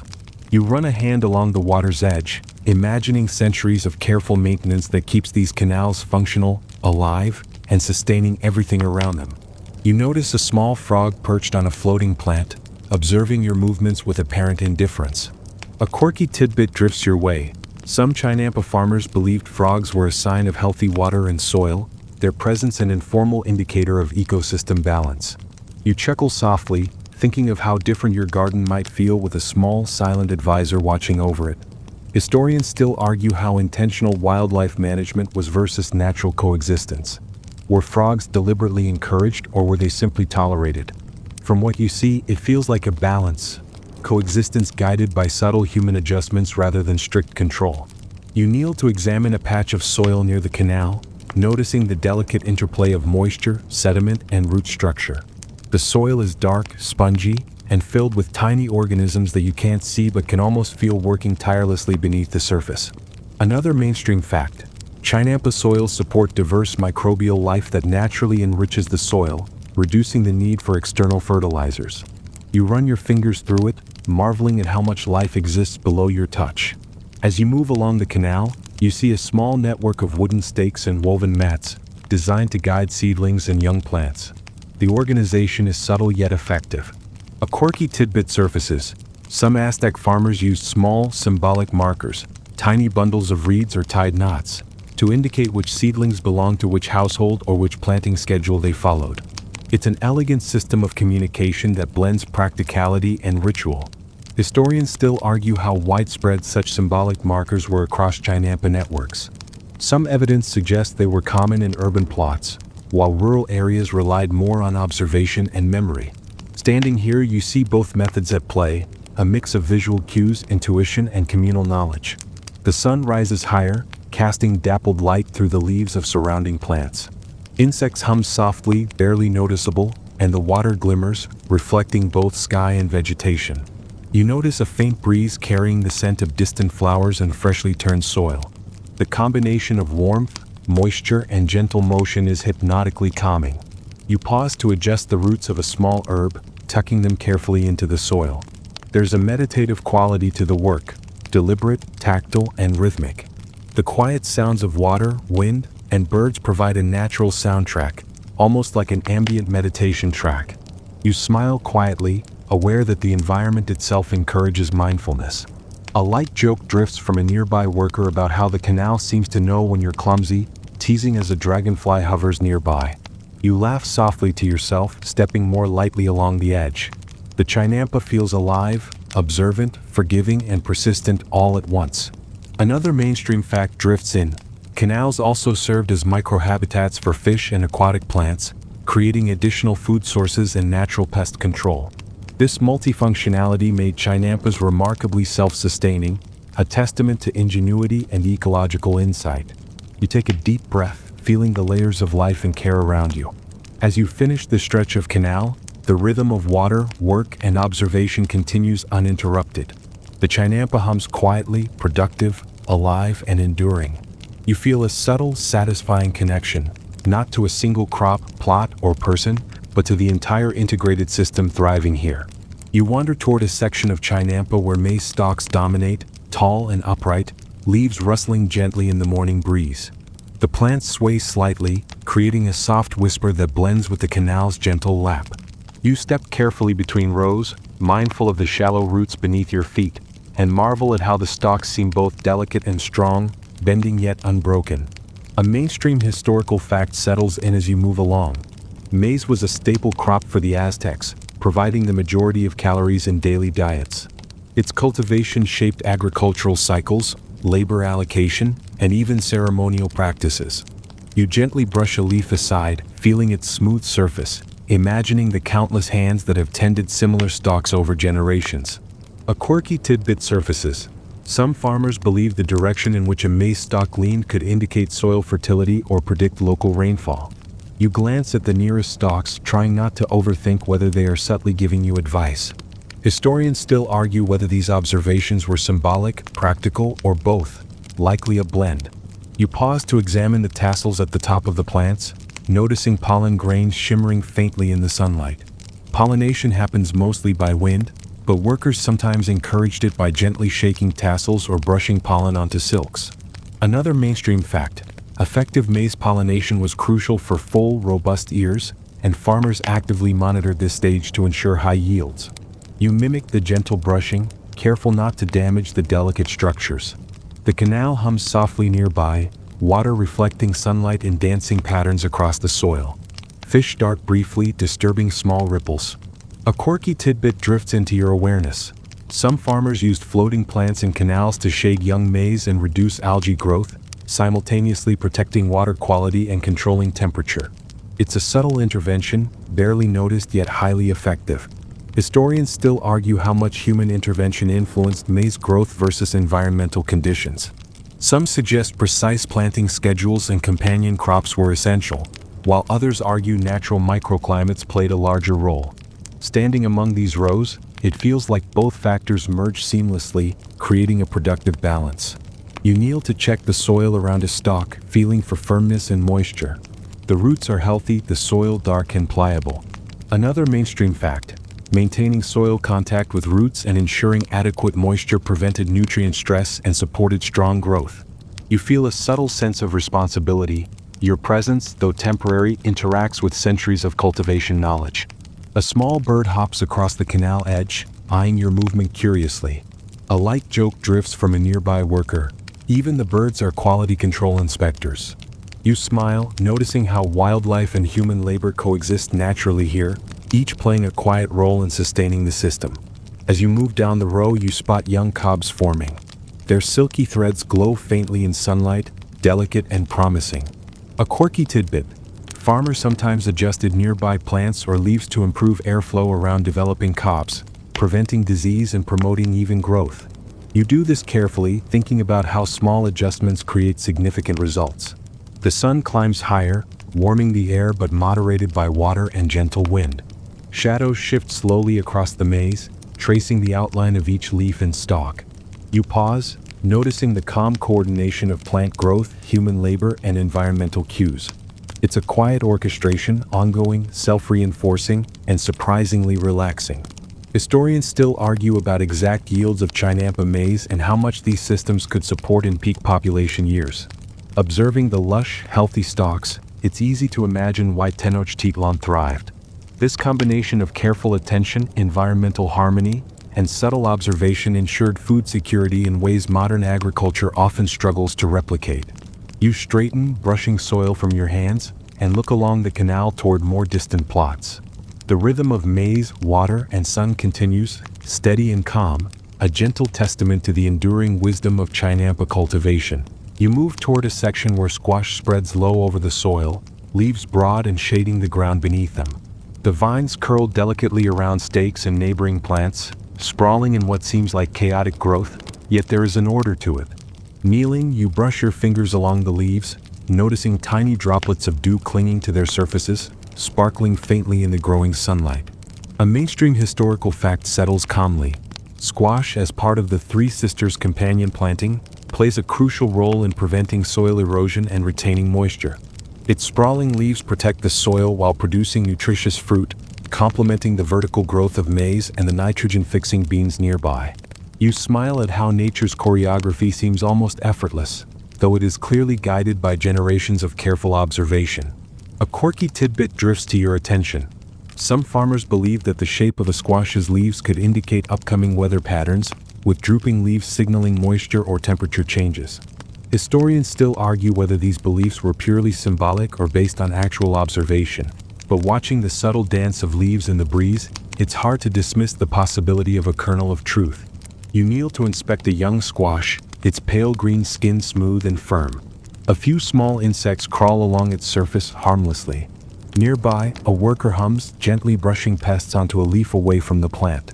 Another mainstream fact: integrated pest management was common on Chinampas, combining observation, companion planting, and minimal intervention to maintain healthy crops. You try not to marvel too loudly at the ingenuity quietly woven into every row. The canal beside the plot glimmers in the morning light, reflecting the network of vines stretching across the Chinampa. A quirky tidbit surfaces. Some farmers used floating mats or small reeds in canals to signal property boundaries or plant types, doubling practical guidance with symbolic markers. You trace one with your fingers, amused at the subtlety of communication through floating debris. Historians still argue how systematic these micromanagement techniques were, with some suggesting they were widespread and others viewing them as local improvisations. From your vantage point, it feels like a blend of both, shared knowledge shaped by environment, observation, and necessity. You gently lift a small vine that has encroached onto a neighbor's plot, tucking it back into its own space. The task is meditative, hands moving slowly, eyes attentive, mind focusing on minor adjustments that produce major results. The calm repetition creates a soothing rhythm, accompanied by the gentle lap of water and distant bird calls. Another mainstream fact: squash leaves help suppress weeds and regulate temperature for nearby crops, reducing the need for labor-intensive maintenance. You notice the tiny shadow patterns they cast on the soil, a network of natural protection that requires little interference. It's efficient and elegant, the kind of system that feels like a quiet triumph over chaos. You glance down at a few developing fruits tucked under broad leaves. Their shapes are rounded, promising, almost shy as they emerge. A light joke drifts from a nearby farmer. Squash is like the introvert of the Chinampa, quietly doing its job without fuss. You laugh softly, appreciating the humor and the truth in it. As the sun continues to climb, the air grows warmer, but the shaded soil beneath the vines remains cool and moist. You kneel to adjust a leaf, ensuring that airflow reaches a developing fruit. This small, intentional act feels satisfying, a minor intervention with lasting impact. Historians still argue how much active management versus passive observation determines squash success. Some suggest careful pruning and attention to airflow was critical, while others propose the plants thrived largely due to the supportive design of companion planting. Watching the interplay, it seems both are true, design and observation working together in harmony. You straighten slowly, hands dusted with fine soil and moisture. The squash spreads quietly across its plot, productive, thriving, and balanced. You step back to admire the rhythm of growth, labor, and water, feeling a deep, quiet appreciation for this intricate living system. You wander toward a narrow Chinampa where flowers, herbs, and vegetables are interspersed in what seems like a carefully casual pattern. The air is fragrant, carrying hints of mint, marigold, and damp earth. You kneel to examine a small bed of herbs, gently pressing a few leaves between your fingers. Their scent is faint but distinct, grounding you in the present moment. A mainstream historical fact emerges. Intercropping in Chinampas wasn't limited to the staple crops. Aromatic and medicinal plants were integrated to support pest control, enhance flavor, and sometimes even provide spiritual benefits. You observe the layout, noting how taller plants cast shade on delicate herbs, while low-growing flowers mark plot boundaries and add visual cues for care. A quirky tidbit drifts your way. Some herbs were believed to communicate with neighboring crops, encouraging faster growth or stronger roots. Historians still debate whether these beliefs were symbolic, practical, or a combination of both. Watching the intricate planting patterns, it's hard not to sense a quiet logic underlying these old traditions.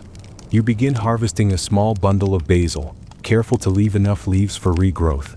Another worker hums a tune, fingers moving deftly as they trim nearby mint. A mainstream fact: many herbs harvested on Chinampas serve dual purposes, both for culinary use and medicinal remedies, making them essential components of daily life. You inhale the mingling aromas, feeling a connection to centuries of practice. The water in the adjacent canal glimmers, reflecting sunlight and the green canopy of leaves above. A quirky tidbit surfaces. Some farmers believed that dipping a hand briefly into the canal before handling herbs purified both the gardener and the plants, a small ritual that blends hygiene, tradition, and superstition. You perform the gesture, smiling at the subtle elegance of these quiet customs. Historians still argue how much ritual shaped everyday agricultural practices versus mere habit. Some evidence suggests symbolic acts were deeply integrated into daily labor, while others argue they were occasional embellishments. Standing here, surrounded by meticulous planting, the distinction feels both subtle and inconsequential. Order and meaning coexist naturally. You move along a row of flowering plants, gently adjusting stems that have leaned too far into neighboring crops. Light filters through leaves, creating a soft mosaic of shadow and sunlight. Another mainstream fact: strategic planting of flowers helped attract pollinators, which indirectly improved yields of nearby vegetables and staples. You imagine tiny bees buzzing silently, performing their part of the networked choreography. A light joke drifts from a nearby worker. If the bees had a union, they'd be very particular about their working conditions. You chuckle softly, imagining the tiny insects filing complaints over pollen quotas. Even in historical gardens, humor finds its way. You pause to rinse your hands in the canal, water cool and refreshing. Tiny fish dart between your fingers, causing soft ripples. Another quirky tidbit surfaces. Some farmers believed fish could improve the health of the water by their activity levels. Lively fish meant a balanced ecosystem, lazy fish hinted at potential problems. Observing them now, you note the vigor, feeling reassured. Historians still debate whether these observational practices were systematic environmental monitoring or folkloric interpretations. From what you see, it's likely both. Intuition informed by generations of careful observation. You tuck a small bundle of harvested herbs into a basket, satisfied with the quiet productivity. The sun climbs higher, warming the soil but moderated by nearby water and foliage. Shadows shift slowly across the plot, marking time without words or clocks. You straighten, hands still damp and fragrant, and glance along the canal toward the interconnected network of Chinampa stretching into the distance. The rhythm of labor, growth, and observation continues, steady and unhurried. You wander toward a narrow Chinampa where flowers, herbs, and vegetables are interspersed in what seems like a carefully casual pattern. The air is fragrant, carrying hints of mint, marigold, and damp earth. You kneel to examine a small bed of herbs, gently pressing a few leaves between your fingers. Their scent is faint but distinct, grounding you in the present moment. A mainstream historical fact emerges. Intercropping in Chinampas wasn't limited to the staple crops. Aromatic and medicinal plants were integrated to support pest control, enhance flavor, and sometimes even provide spiritual benefits. You observe the layout, noting how taller plants cast shade on delicate herbs, while low-growing flowers mark plot boundaries and add visual cues for care. A quirky tidbit drifts your way. Some herbs were believed to communicate with neighboring crops, encouraging faster growth or stronger roots. Historians still debate whether these beliefs were symbolic, practical, or a combination of both. Watching the intricate planting patterns, it's hard not to sense a quiet logic underlying these old traditions. You begin harvesting a small bundle of basil, careful to leave enough leaves for regrowth. Another worker hums a tune, fingers moving deftly as they trim nearby mint. A mainstream fact: many herbs harvested on Chinampas serve dual purposes, both for culinary use and medicinal remedies, making them essential components of daily life. You inhale the mingling aromas, feeling a connection to centuries of practice. The water in the adjacent canal glimmers, reflecting sunlight and the green canopy of leaves above. A quirky tidbit surfaces. Some farmers believed that dipping a hand briefly into the canal before handling herbs purified both the gardener and the plants. A small ritual that blends hygiene, tradition, and superstition. You perform the gesture, smiling at the subtle elegance of these quiet customs. Historians still argue how much ritual shaped everyday agricultural practices versus mere habit. Some evidence suggests symbolic acts were deeply integrated into daily labor, while others argue they were occasional embellishments. Standing here, surrounded by meticulous planting, the distinction feels both subtle and inconsequential. Order and meaning coexist naturally. You move along a row of flowering plants, gently adjusting stems that have leaned too far into neighboring crops. Light filters through leaves, creating a soft mosaic of shadow and sunlight.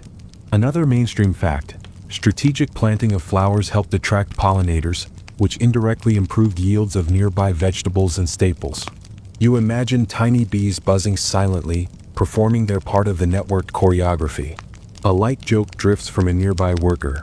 If the bees had a union, they'd be very particular about their working conditions. You chuckle softly, imagining the tiny insects filing complaints over pollen quotas. Even in historical gardens, humor finds its way. You pause to rinse your hands in the canal, water cool and refreshing. Tiny fish dart between your fingers, causing soft ripples. Another quirky tidbit surfaces. Some farmers believed fish could improve the health of the water by their activity levels. Lively fish meant a balanced ecosystem. Lazy fish hinted at potential problems. Observing them now, you note the vigor, feeling reassured. Historians still debate whether these observational practices were systematic environmental monitoring or folkloric interpretations. From what you see, it's likely both. Intuition informed by generations of careful observation. You tuck a small bundle of harvested herbs into a basket, satisfied with the quiet productivity. The sun climbs higher, warming the soil but moderated by nearby water and foliage. Shadows shift slowly across the plot, marking time without words or clocks. You straighten, hands still damp and fragrant, and glance along the canal toward the interconnected network of Chinampa stretching into the distance. The rhythm of labor, growth, and observation continues, steady and unhurried. You step into a quieter corner of the Chinampa, where the early morning sun filters softly through the leaves of maize, casting gentle shadows across the soil. The air is warm but tempered by the water flowing through the narrow canals, carrying the scent of damp earth and subtle floral notes. You pause to take it in, feeling the gentle hum of life around you, the rhythm of water, plants, and hands at work. A mainstream historical fact settles into your awareness. Chinampas were designed to optimize light exposure and airflow, ensuring crops received sunlight without becoming scorched. This clever arrangement helped sustain dense, productive plots in limited space. You kneel beside a small maize stalk, feeling the firmness of the soil around its roots and noting how neatly the plants fit together like pieces of a living puzzle. A quirky tidbit drifts to your attention. Some farmers believe that whispering softly to plants encouraged growth, a practice that may seem mystical but also reflects careful observation. Plants exposed to vibrations or gentle movement sometimes grew sturdier. Historians still debate whether these rituals had measurable effects or were symbolic acts to engage caretakers. You lean in and murmur a quiet, "Grow well," mostly to amuse yourself, feeling oddly calm. You notice a small network of flowers and herbs tucked between taller plants, their subtle colors and fragrances creating microhabitats for pollinators and beneficial insects. Another mainstream fact: companion planting in Chinampas help deter pests, improve pollination, and maintain soil health, all without chemicals. You gently adjust a leaf that droops over a neighboring seedling, appreciating the balance between intentional care and natural processes. Nearby, the canal reflects sunlight off tiny ripples. A quirky tidbit surfaces. Some farmers placed small floating bundles of reeds or twigs in canals to indicate planting boundaries or track water flow. These markers blended functionality and symbolism, quietly guiding activity across the network of Chinampas. You trace one with a fingertip, feeling the subtle utility of this tradition. Historians still argue how standardized such markers were. Were they consistent across regions, or improvised by individual families? Observing them now, it's clear the system could flex while maintaining coherence, an elegant combination of order and adaptability. You move along a row, inspecting the soil for moisture and adjusting a few leaves that shadow young seedlings too much. A light joke drifts from a nearby worker. These plants like their personal space. You laugh softly, recognizing the truth behind humor. The careful spacing is essential for growth and airflow. Another mainstream fact: maintaining soil structure and moisture balance was critical for yields. The gentle management of water, light, and nutrients ensured that crops remained healthy throughout the season. You touch the soil, feeling the combination of softness and resilience, a tangible reminder of centuries of agricultural knowledge. The sun continues its ascent, warming the canal and soil while casting shimmering reflections. A gentle breeze carries sounds and scents across the Chinampa, blending with birdsong and distant laughter. You pause to let it settle over you, a calming symphony of natural and human activity working in quiet concert. A quirky tidbit surfaces. Some farmers believe the direction of growing plants or the tilt of leaves could indicate upcoming weather patterns, a form of ecological intuition. You glance at the maize stalks bending ever so slightly, imagining them communicating small signals about humidity and sun. Historians still debate how much these observations were systematically recorded versus passed down orally, but their practical effect seems evident. You straighten slowly, brushing soil from your hands and knees, and take a long, deep breath. The Chinampa stretches out in all directions, a living network of water, soil, and growth.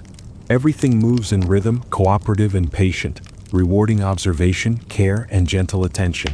You wander toward the edge of the Chinampa network, where the plots begin to narrow and the canals curve gently, reflecting sunlight in slow, shimmering patterns.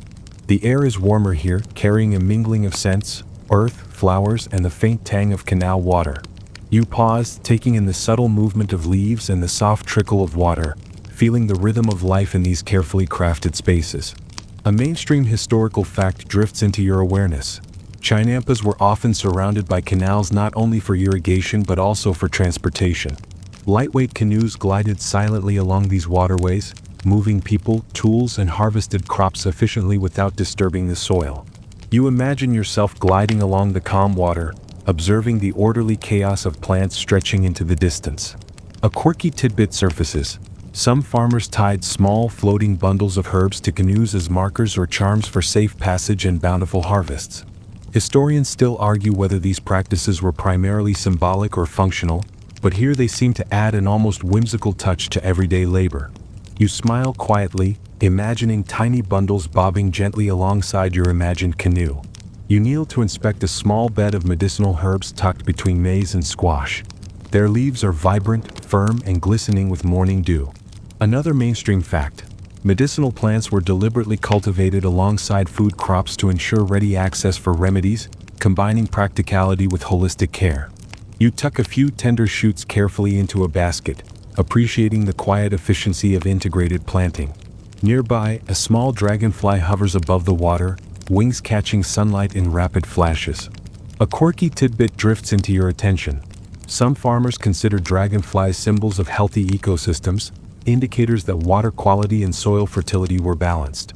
You watch as it dips briefly, skimming the canal, then flits onward, a tiny living gauge of environmental harmony. Historians still debate how much symbolic interpretation guided daily tasks versus practical observation.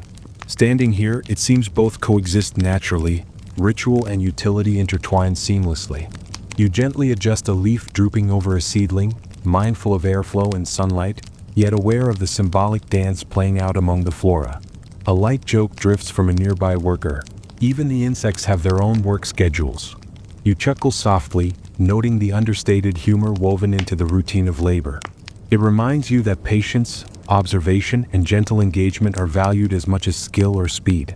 You continue along a narrow path, brushing soil gently around young maize stalks and guiding sprawling squash vines.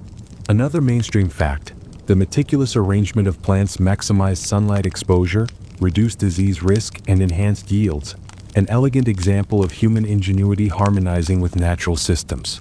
You feel the satisfaction of being part of this living network, your small movements contributing to a centuries-old cycle. The sun climbs higher, warming your back, and the soft lap of water against the canal edges blends with distant bird calls. The Chinampa, viewed from this corner, stretches like a living mosaic.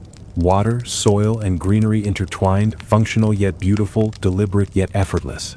You pause to breathe deeply, feeling connected, calm, and quietly proud of your small, attentive contributions. A quirky tidbit drifts again. Some farmers believe the whisper of wind over the water could signal the best times for tending plants or harvesting. You close your eyes briefly, listening to the subtle symphony, and imagine yourself attuned to the rhythms of air, water, and leaf alike. Historians still argue about the empirical basis of such observations, but their meditative value is undeniable. You straighten, brushing dirt from your hands, and glance down the curved canal. Everything moves in quiet coordination: plants, water, insects, and human hands. You feel a profound sense of calm, a recognition that patience, observation, and gentle effort sustain life here, just as they have for generations. You step into the final stretch of Chinampa, where the plots narrow further and the canal bends gently, reflecting the soft late-morning sunlight. The air is warm but tempered by the water, carrying a medley of scents, earth, growing plants, and faint floral notes. You pause to take it all in, feeling the gentle rhythm of life in these cultivated spaces, and a quiet satisfaction settles over you. A mainstream historical fact drifts into your mind. Chinampas were remarkably productive, supporting dense urban populations through careful integration of water management, crop rotation, and companion planting. Each element, soil, water, plant, and human labor, worked in harmony, creating a self-sustaining system. You kneel beside a small maize stalk, brushing soil gently around its base and marveling at centuries of agricultural knowledge embedded in this place. A quirky tidbit surfaces. Some farmers believe that the order and orientation of plants could influence growth, a subtle blend of superstition, observation, and tradition. Historians still debate how much these practices affected yields versus serving as cultural or symbolic reinforcement. Watching the careful arrangement of crops, it's easy to see how intuition and experience merged seamlessly. You notice tiny insects flitting among the leaves, bees, flies, and other pollinators, each performing their invisible tasks. Another mainstream fact: pollination and pest control in Chinampas were supported by biodiversity, with insects, fish, and birds all contributing to ecological balance. You step lightly, mindful of the delicate web of life underfoot. A quirky tidbit drifts into your awareness.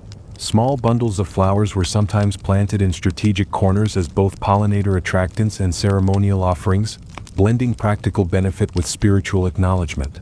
You tuck a bundle gently into the soil, smiling at the quiet dual purpose of these thoughtful gestures. Historians still argue how codified such ceremonial practices were versus being improvised according to circumstance.